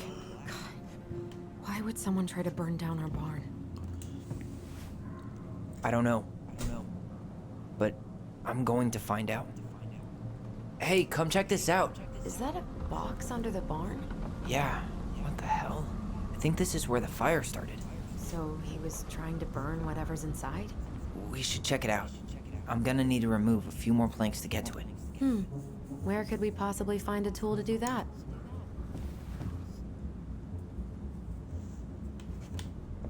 He went looking under the rug? This gas can was already here this morning.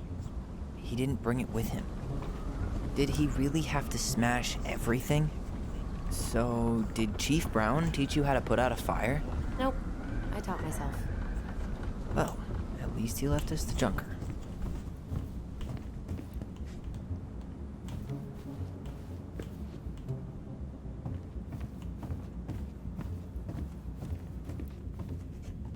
Asshole even dumped the drawers.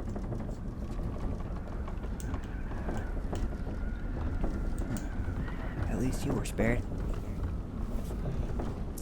None of the valuable stuff's missing.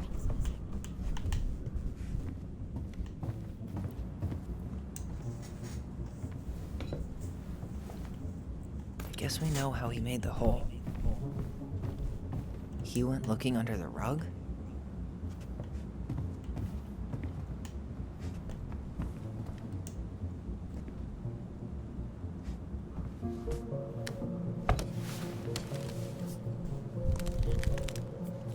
Step back. I'll be fine.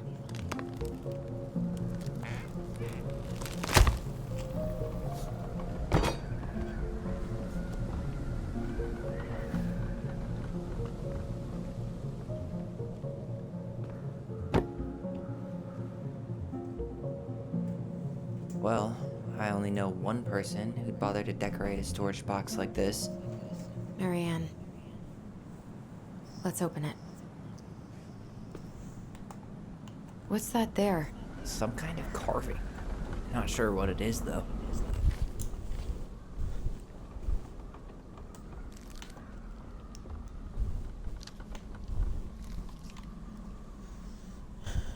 I think it's time to read more chapters. We got 5 to read to get to the eye. Alright. Once upon a time in a deep and ancient forest, the old bear was out looking for a snack when he spied a bee's nest in a hole high up a tree. The tree was dry and brittle, but the old bear was hungry, and so he made his way to the nest. But when he got there, he found his giant paw couldn't fit into the hole. Determined, he tried to force it inside, but the effort caused the branch below him to snap. The old bear tumbled to the ground and landed with a painful oomph. He lay there, stunned from the fall, when all of a sudden something bit him. The bite was followed by another and another and another. Carpenter ants were swarming up his legs. You see, they had been nesting in the branch, and they did not appreciate being forced from their home. The old bear howled and jumped into his feet to dance around as he swatted and snapped, but his big paws couldn't do much about the tiny ants. When he had finally managed to squish or scare them all off, the old bear heard someone laughing. The crafty goblins had seen the whole thing. Clumsy old bear, they teased. Those big old paws aren't good at anything, are they? Then they sped off, leaving old bear's pride hurting just as bad as his body. He lumbered through the forest, hungry and sad. Maybe I am just a clumsy old bear, he moaned, and my big old paws aren't good at anything. At that moment, the old bear heard a sad noise. What's that? He wondered, and he followed the sound to where a mountain goat stood atop a boulder high up a hillside. Old bear, she cried, old bear, please help, my kid is stuck. Sure enough, a tiny mountain goat was trapped inside the stones, bleeding sadly. The old bear began to walk toward them and then stopped. I'm probably just going to make it worse, he thought. But then the goat kid started to bleed even louder, and the old bear put away his fears. He climbed up to where the goat was trapped, careful of where he stepped and trying not to think of how he had only just fallen out a tree. Every now and then the ground would slide away from under his feet, but he kept going. When he reached the goat kid, he put his mighty paws against one of the shoulders and began to push. At first it didn't budge, but he dug in and pushed even harder. Finally, the boulders parted just wide enough to let the kids scramble to safety. The old bear released the boulder and let out a roar of triumph. I'm not reading that. Thank you, gushed the mama goat, and she and her kid bounded off up the mountain. The old bear watched them go with a smile and then made his way back down the hillside, wiggling his rump in triumph as he went. To his surprise, the crafty goblins waited at the bottom of the hill. We saw the whole thing. They said we were wrong. You aren't just a clumsy old bear, and your paws are good for helping others. The old bear forgave the goblins for doubting him because he had doubted himself just as much. He never again thought his paws weren't good at anything, even though sometimes they weren't always great at everything. And that was how the old bear proved that his heart was bigger than his paws. That's cute. The moon hag loses her name. Once upon a time, in a deep and cold lake in an ancient forest, there lived an old seal who was a powerful witch in disguise. She was mean and cruel. She liked nothing more than to swim in the deepest part of the lake, where the light was dim under the ice, admiring the corpses of the many victims she tricked into the water over the years. She was so hateful that only the cold water of the lake could keep her cool. Her most prized possession was a tin mirror sold to her by the secret keeper, and she kept it in a chest at the bottom of the lake. It was no ordinary mirror. If you looked in it, you would see a reflection of who you truly desired to be, and for 1 hour the mirror granted you the power to appear as that person. Whenever a boat or an unwise traveler approached the edge of the lake, the old witch used the mirror to appear as the beautiful woman she always wished to be. And with this disguise, she lured, how do you say that? I'm gonna just say lured. She lured I'm saying it so bad. She lured, whatever, man, the unfortunate sailor or wanderer into the deep and cold water. Therefore, the old seal forced the victim to become her servant, and when she was done with them, they joined her collection of corpses in the deepest part of the lake. One day, when the old seal swam down to her den under the lake, she discovered that someone had stolen her mirror. The chest where she kept her most prized possessions had been forced open, and now it was empty. Who would have committed such a crime? Who had dared to deprive her of her only treasure? The old seal went mad, and her anger heated the water of the lake around her. For a time, everyone was happy with the temperature change, for the weather suddenly became sweeter and the air warmer. But after a few weeks, things started to get ugly. First, the fish began to die off, for they could not live in the hot water. Then the glaciers began to melt, and the water of the lake rose and spilled out, flooding the forests and the meadows. And finally, the weather grew so hot that even the Ice King himself was awakened from his long sleep and decided to see what was going on. In the deepest part of the lake, he found the Mad Witch steaming among the corpses, her victims, so angry that the lake was about to boil. It only took a few moments for the Ice King to understand what had happened and demand that the thieves present themselves before him. The thieves had no choice but to appear, for no one dared to disobey the Ice King. The crafty goblins presented themselves, mirror in hand.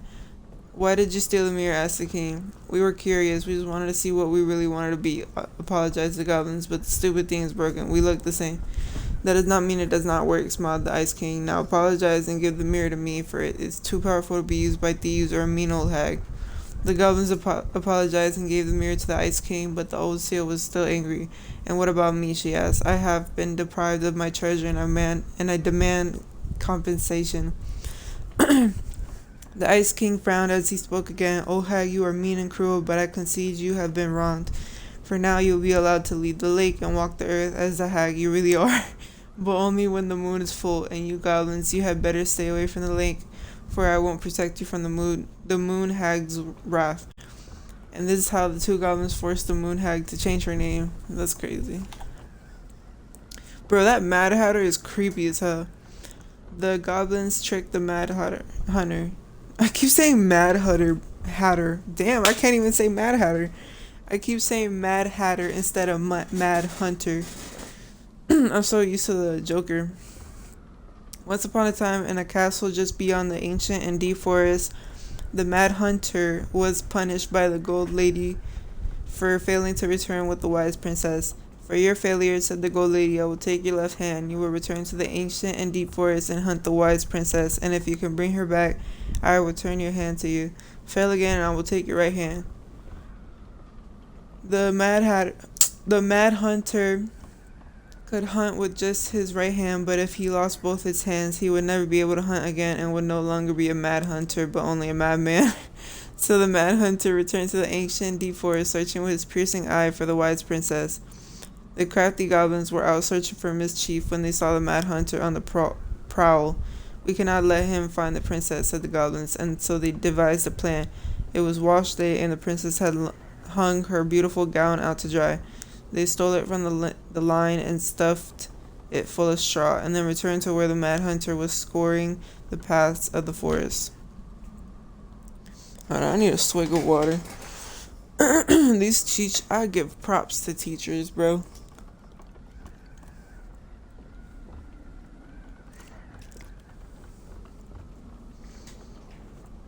Alright. Excuse me. Okay. As the Mad Hunter turned down a path that would have led him to the big wooden house, the goblins danced the straw princess in and out of view in the opposite direction. The ruse worked. The hunter fixed his piercing eye on them and followed. Through the day and into the night, they led him away from the true princess. As night fell, the crafty goblins realized the error in their plan. The Mad Hunter was now hunting them. If he caught them, he would not be kind, so they put their heads together to come up with a plan. It did not take them long to realize where they should go. They led the Mad Hunter to the edge of the deep and icy lake, and when he came into view, they weighed the fake princess down with stones and dropped her into the frigid water. Careful not to plunge into the depths themselves, lest the moon hag take her revenge on them. The Mad Hunter removed his clothing and dove in after the fake princess. That's crazy. He followed the shape of the sinking princess deep into the chilly water, down below where ice covered the lake's surface. Finally, he caught her, but when he spun her toward him, he realized she had no head and that her body was stuffed with straw. And then he felt a slippery fin brush his shoulder as the moon hag loomed overhead. The next morning, the princess went to retrieve her gown from the clothing line and found that it was gone. She immediately suspected the goblins of mischief and called, "Goblins, did you take my gown?" The goblins emerged from their cave and nodded sadly. "Now what will I wear?" asked the princess, sad and angry that she had lost her only dress. Let us explain," said the goblins. So they told the princess the story of the Mad Hunter, and then they produced his clothing, which was a bit large for the princess, but much warmer than her beautiful gown. She immediately forgave them. "Thank you, my friends," she said, "for rescuing me and for this clothing which will keep me much warmer in the winter than my beautiful gown." The Mad Hunter was forced to remain below the lake with the moon hag, but she did not kill him because even reduced to just one hand, he was too useful a servant. Lo, he plotted the day he would emerge to once again hunt the wise princess and earn back his left hand. And that is the story of how the crafty goblins rescued the wise princess from the Mad Hunter. Alright, I need this one and the next one. The pelican helps her friends. Once upon a time, in a deep and ancient forest, an early winter storm blanketed everything in snow. It was so early in the year that the creatures of the forest were not yet ready for an ordinary winter, much less a bad one, and everyone agreed the storm was a sign the Ice King had plans for a long, cold winter. The princess had grown up in a kingdom where it was sunny all year long, and the goblins were very young, so no one in the big wooden house knew how to prepare for such a winter. The house was not well insulated, and they did not have enough fuel or food. Only the Pios pelican noticed their plight, and when it came time to fly south with the other birds, her heart was heavy with sadness. "What can I do?" she thought. "I'm a migratory bird, and if I were to stay, who would look after my flock?" The time came to go, and the pelican struggled to take flight. It felt as though a leaden weight were stuck right in the center of her chest. "What can I do?" she thought. "I'm a migratory bird, and if I were to stay, who would look after my flock?" She managed to take off, but only just barely, flapping fiercely to catch up with the other birds. As the P.S. pelican began her journey, the storm picked up, battering her to and fro. She had fallen well behind the flock, and she was already growing tired, but for all her challenges in the air, she could tell things were much worse on the ground. A deep freeze had settled over the forest. The leaden weight in her chest grew heavier as she thought of the princess and the goblins. "What can I do?" she thought. "If I'm a migratory bird, and if I were to stay, who would look after my flock?" She keeps saying that shit. The storm intensified, and the pelican was in a total white. Hello, can I read? Was in a total white out. She knew she should have despaired, but all she could feel was the weight, which had grown and grown until she thought she might drop out of the sky. She had felt called to help the princess and the goblins, but she had ignored it. "I should have stayed," she thought. "If it was the right thing to do, and now I'm lost, with no way to make it right." Suddenly, she was plucked from the sky and deposited in the hall of the Ice King. "Pelican," he said, "you were flying in circles around my mountain. I was lost," she said, weighted down by the weight of guilt in my heart. The Ice King stared at her sagely. "Is it guilt, or is it something else? Open your beak." He reached down inside of her, pulling out a glowing stone. The P.S. pelican was surprised at how it filled her with warmth, chasing away cold and her doubt. "You know what you must do," said the Ice King. The P.S. pelican flew straight to the big wooden house. Snow had already blown in through its many cracks, and ice crept across the floorboards. She found the princess and the goblins huddled in front of the quiet hearth. nearly frozen solid. No, she cried, and then she placed the stone in the princess's lap. The warmth of it spread through the whole of the house, melting all that had frozen. The princess threw her arms around the pelican's chest, and the goblins clung to her legs. "Thank you," they cried. "You're welcome," said the pelican, smiling in deep satisfaction. "What is that?" asked the princess, staring at the wonderful stone. "At first," said the pelican, "I thought it was my guilt, but when the Ice King pulled it out of me, I realized it was something much more powerful." Just then, the storm broke, and the skies cleared. The pelican filled the big wooden house's larder with food from her beak, and then she took to the skies, lightened by the knowledge that through her charity everything in the big wooden house would be warm and fed until the spring. And that is the story of how the P.S. Pelican saved the wise princess and the crafty goblins from the long winter. Look, it's the same symbol. Bro, Allison scared the shit out of me when she said, "Wait, numbers."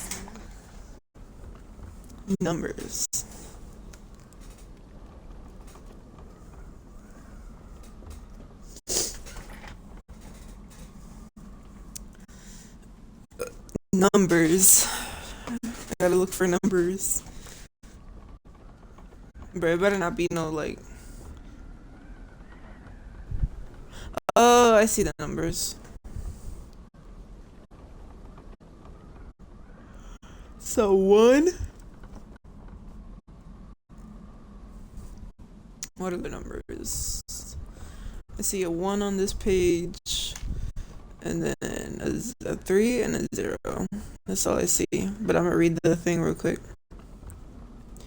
The goblins earned their voice. Once upon a time, in the deep and ancient forest, the crafty goblin spied on the secret keeper as she made her rounds, gathering up secrets that the animals of the forest had for sale. "How," said the first goblin, does she get people's secrets? Do you suppose she peels open their heads? Let's find out," said the second. And so the goblins watched the secret keeper. They watched her until the stalwart moose came to her, and head hanging low. "It was my fault. I chose the uneven trail. I can't bear to remember." The secret keeper nodded and gazed into stalwart moose's eyes. Though the goblins couldn't hear anything, they knew she was speaking to the moose. For the secret keeper spoke in people's minds with the gift of the voice. After a few minutes, the stalwart moose blinked. "I feel lighter," said Moose. "Did I just give you something?" The secret keeper nodded, handing him a coin.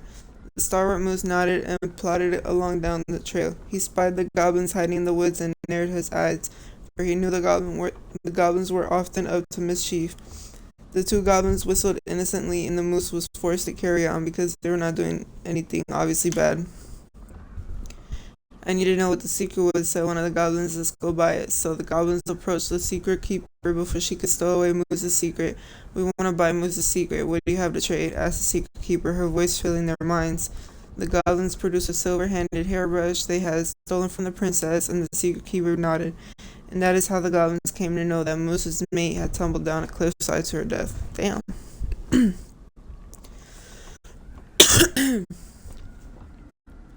The secret keeper moved on. The first of the goblins said, "I want to know more." So the goblins followed the secret keeper, hoping to find where she hid the secrets. They followed her to the peak of a nearby ridge and watched as she stowed the rest of the day's secrets high in a cloud. When she had gone, they climbed the high spruce tree that disappeared into the misty sky.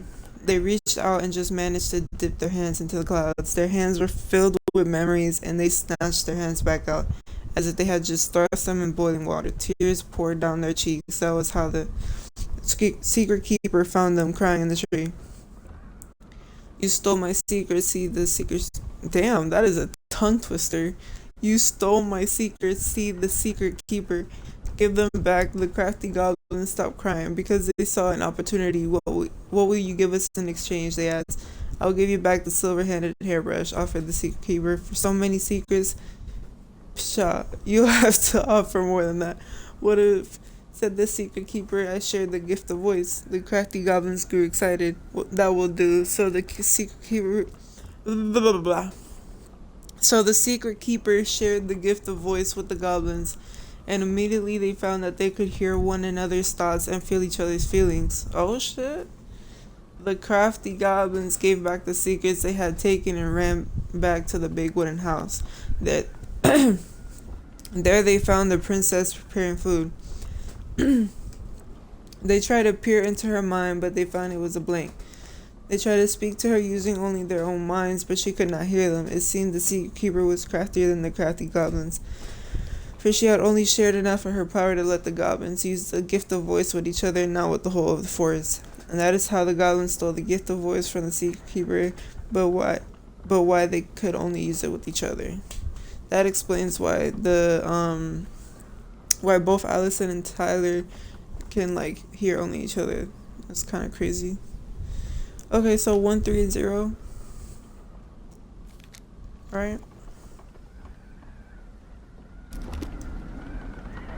3 digits. Any ideas? Okay, 130. Third. Marianne was never really a numbers kind of person. I got it. 130. That did it. Period.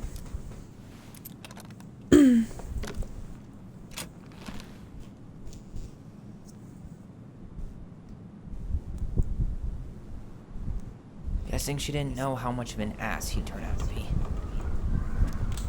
Alright, dear Marianne, I need to see you again. I know how that sounds, and I don't want you to think I chase after all the new girls in Delos Crossing. I've always taken my vows seriously, but something changed when I met you. When we're together, I feel like I'm doing 80 down the highway with my lights on with my lights off, and I never want to stop. I know it isn't right, and we both have a lot to lose, but I need to be with you again. I hope you feel the same way. Heart symbol. Oh, the heart. P.S. I bought you a little something for next time. I can't wait to see how it looks on you. Okay, so that's Sam's thing. Fuck. That's rough. This guy tried to push Marianne to get an abortion, even though she wanted to keep us. Oh shit, hold on. Let me read it, Tyler. Let me read it. Marianne, I'm sorry you're in this situation. I know you feel you'd make a great mother, and I don't doubt you will someday, but right now we have to be sure we don't ruin 3 lives. My marriage hasn't been happy for some time, but she doesn't deserve this. But mostly I'm worried about you. People here talk, and I don't want you to have to go through that. I know money has been tight, but I'll do what I can to help you do the right thing. Just let me know how much you need. That's crazy. So Sam's the dad?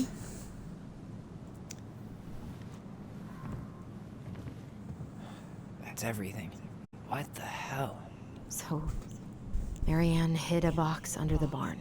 Box full of letters from our deadbeat dad.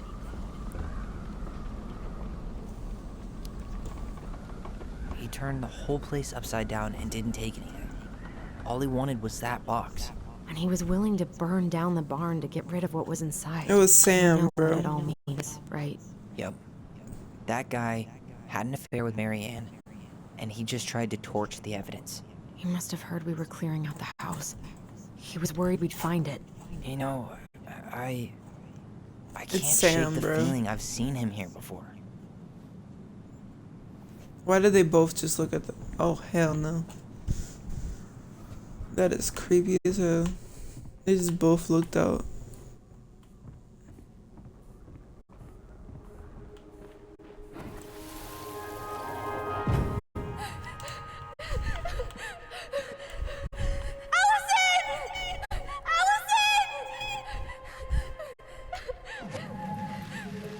Why are we seeing this? I don't know about you, but I haven't forgotten anything about that night. I would have said the same thing, but something felt different.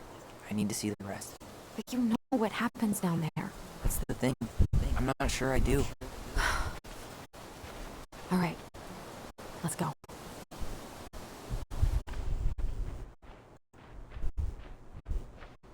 Some kind of work boot. Maybe fishing boots?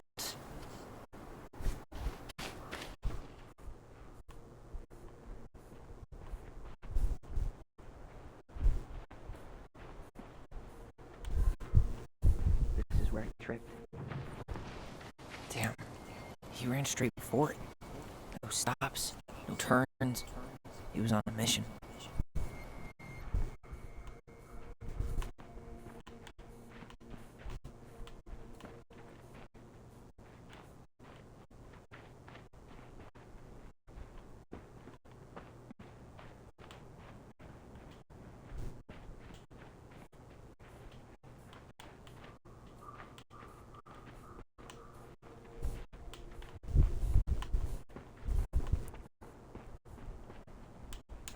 Where's the memory at, fool?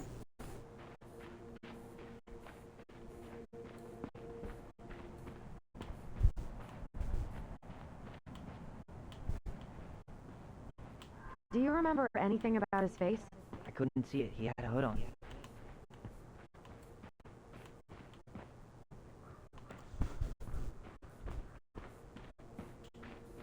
I was right here.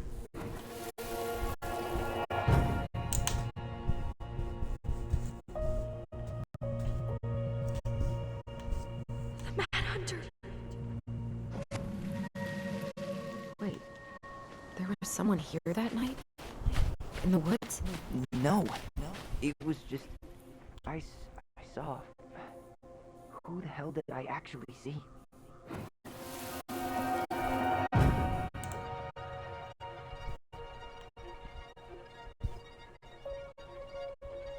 Mad Hunter. What? No. That was the Mad Hunter. What? What are you talking about? That night, I thought I saw the Mad Hunter in the woods, but I guess it was just some asshole. Some asshole who just fucking stood there and watched while our mother chased me with a shotgun. Do you think it was the same guy? Maybe. I mean, it had to be him, right? They were wearing the same fishing gear.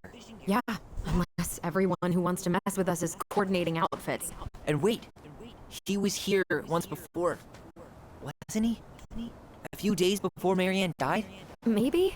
Hold on. Do you feel that? Feel what?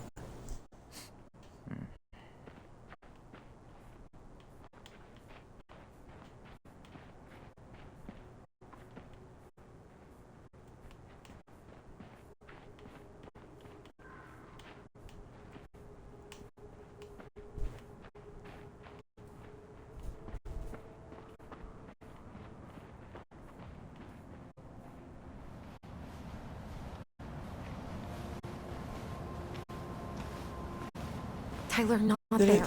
Our mother fought with someone on the dock. About us. We need to know if it was the same guy. But what if it's not that memory? What if it's... I can't go through that again. We have to take that chance. But do we really? I mean, someone just tried to burn our barn down. Yeah, and that means we've got to be close to something. I'm not going on that dock.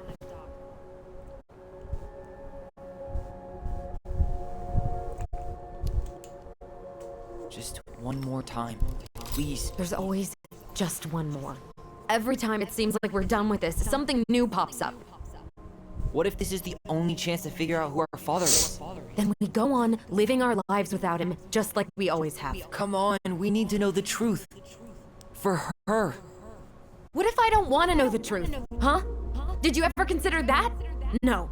You just push and push and... You have to take responsibility for your part in Marianne's death. What? I mean, she does. How can you say that to me? I didn't. But I did, right? Earlier, to Eddie. But I swear I didn't just say that to you. So we can't even trust our own voices now? God, I don't know. Allison. I'll do it. Let's go.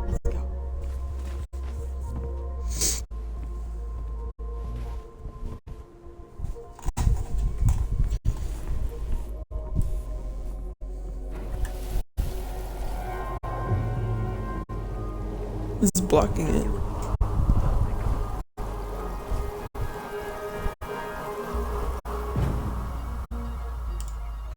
Ouch! Watch it! You're stepping on my foot!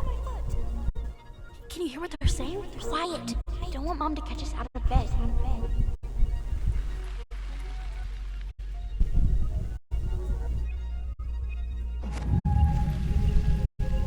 I told you that would happen. We almost had it, though. That was us watching Marianne fight with that guy. Try to focus on him, alright? Don't think about anything else. I'll try.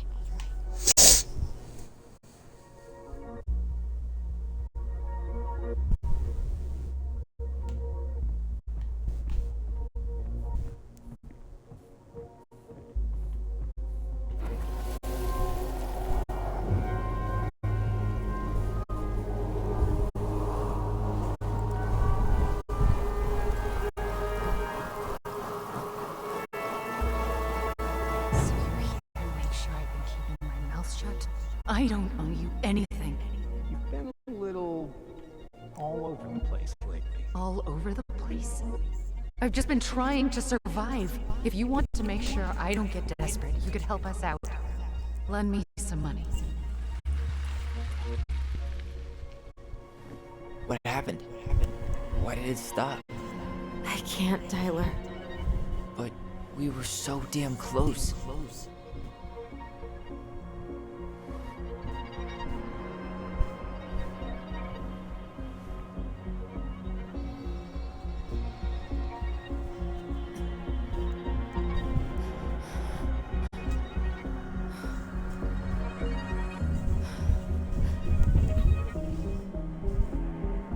I'm sorry. But I'm done. That's it? You're just giving up, just like that. You can't do this. We owe her. Marianne is gone, Tyler. And nothing we do is gonna change that. Don't go. Please. You can't keep running from this alley, or it's only gonna get worse.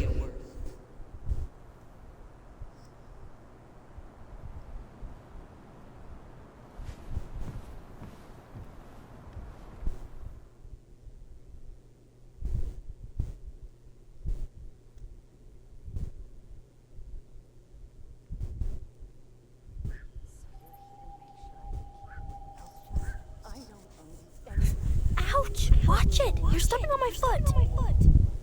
Can you hear what they're saying? Quiet! I don't want Mom to catch us out of bed. There's no money. I've never asked you for anything, but right now they need you. It's not gonna happen. I've got everything I need to nail your ass in that barn. And just what do you think happens after that? What do you mean? Well, if those kids have a father, you really think there's a court out there that'll let you keep you? No!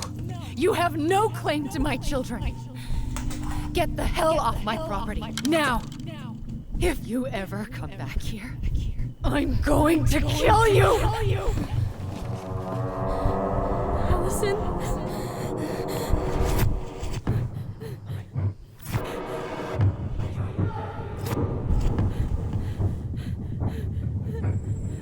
I'm going to kill you. No. I'm going to kill you.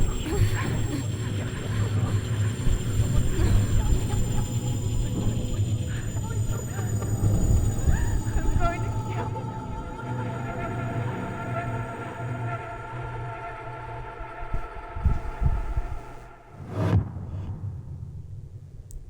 Oh, hell no.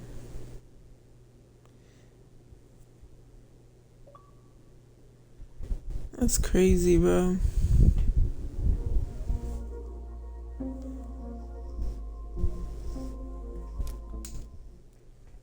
Let's see how I did. Tyler felt relied on when Allison chose his memory at the house. Tyler felt hurt about needing time when Allison refused the house showing. Allison felt down when Tyler couldn't forgive Eddie. Eddie was sorry that Tyler couldn't forgive him.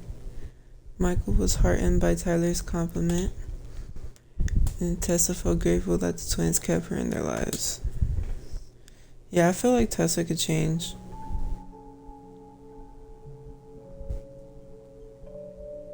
There's something else. Look at this. What do you think? Should we give it a shot? Is that what I think the talks to crafty goblins ghosts? have one more hatch to sneak through. Let's go.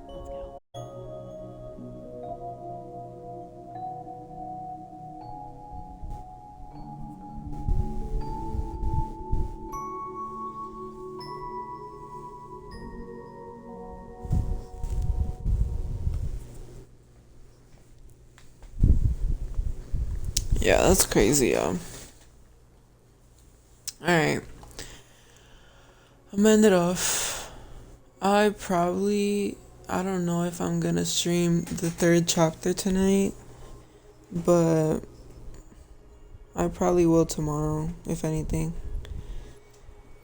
And I just bought the game Life is Strange, like with the True Colors one, so we gonna see how that one's like or whatever after I'm done with this gameplay. But thank you guys for watching, and make sure to subscribe to my YouTube channel. It's in my bio. And yeah, guys, see you next time.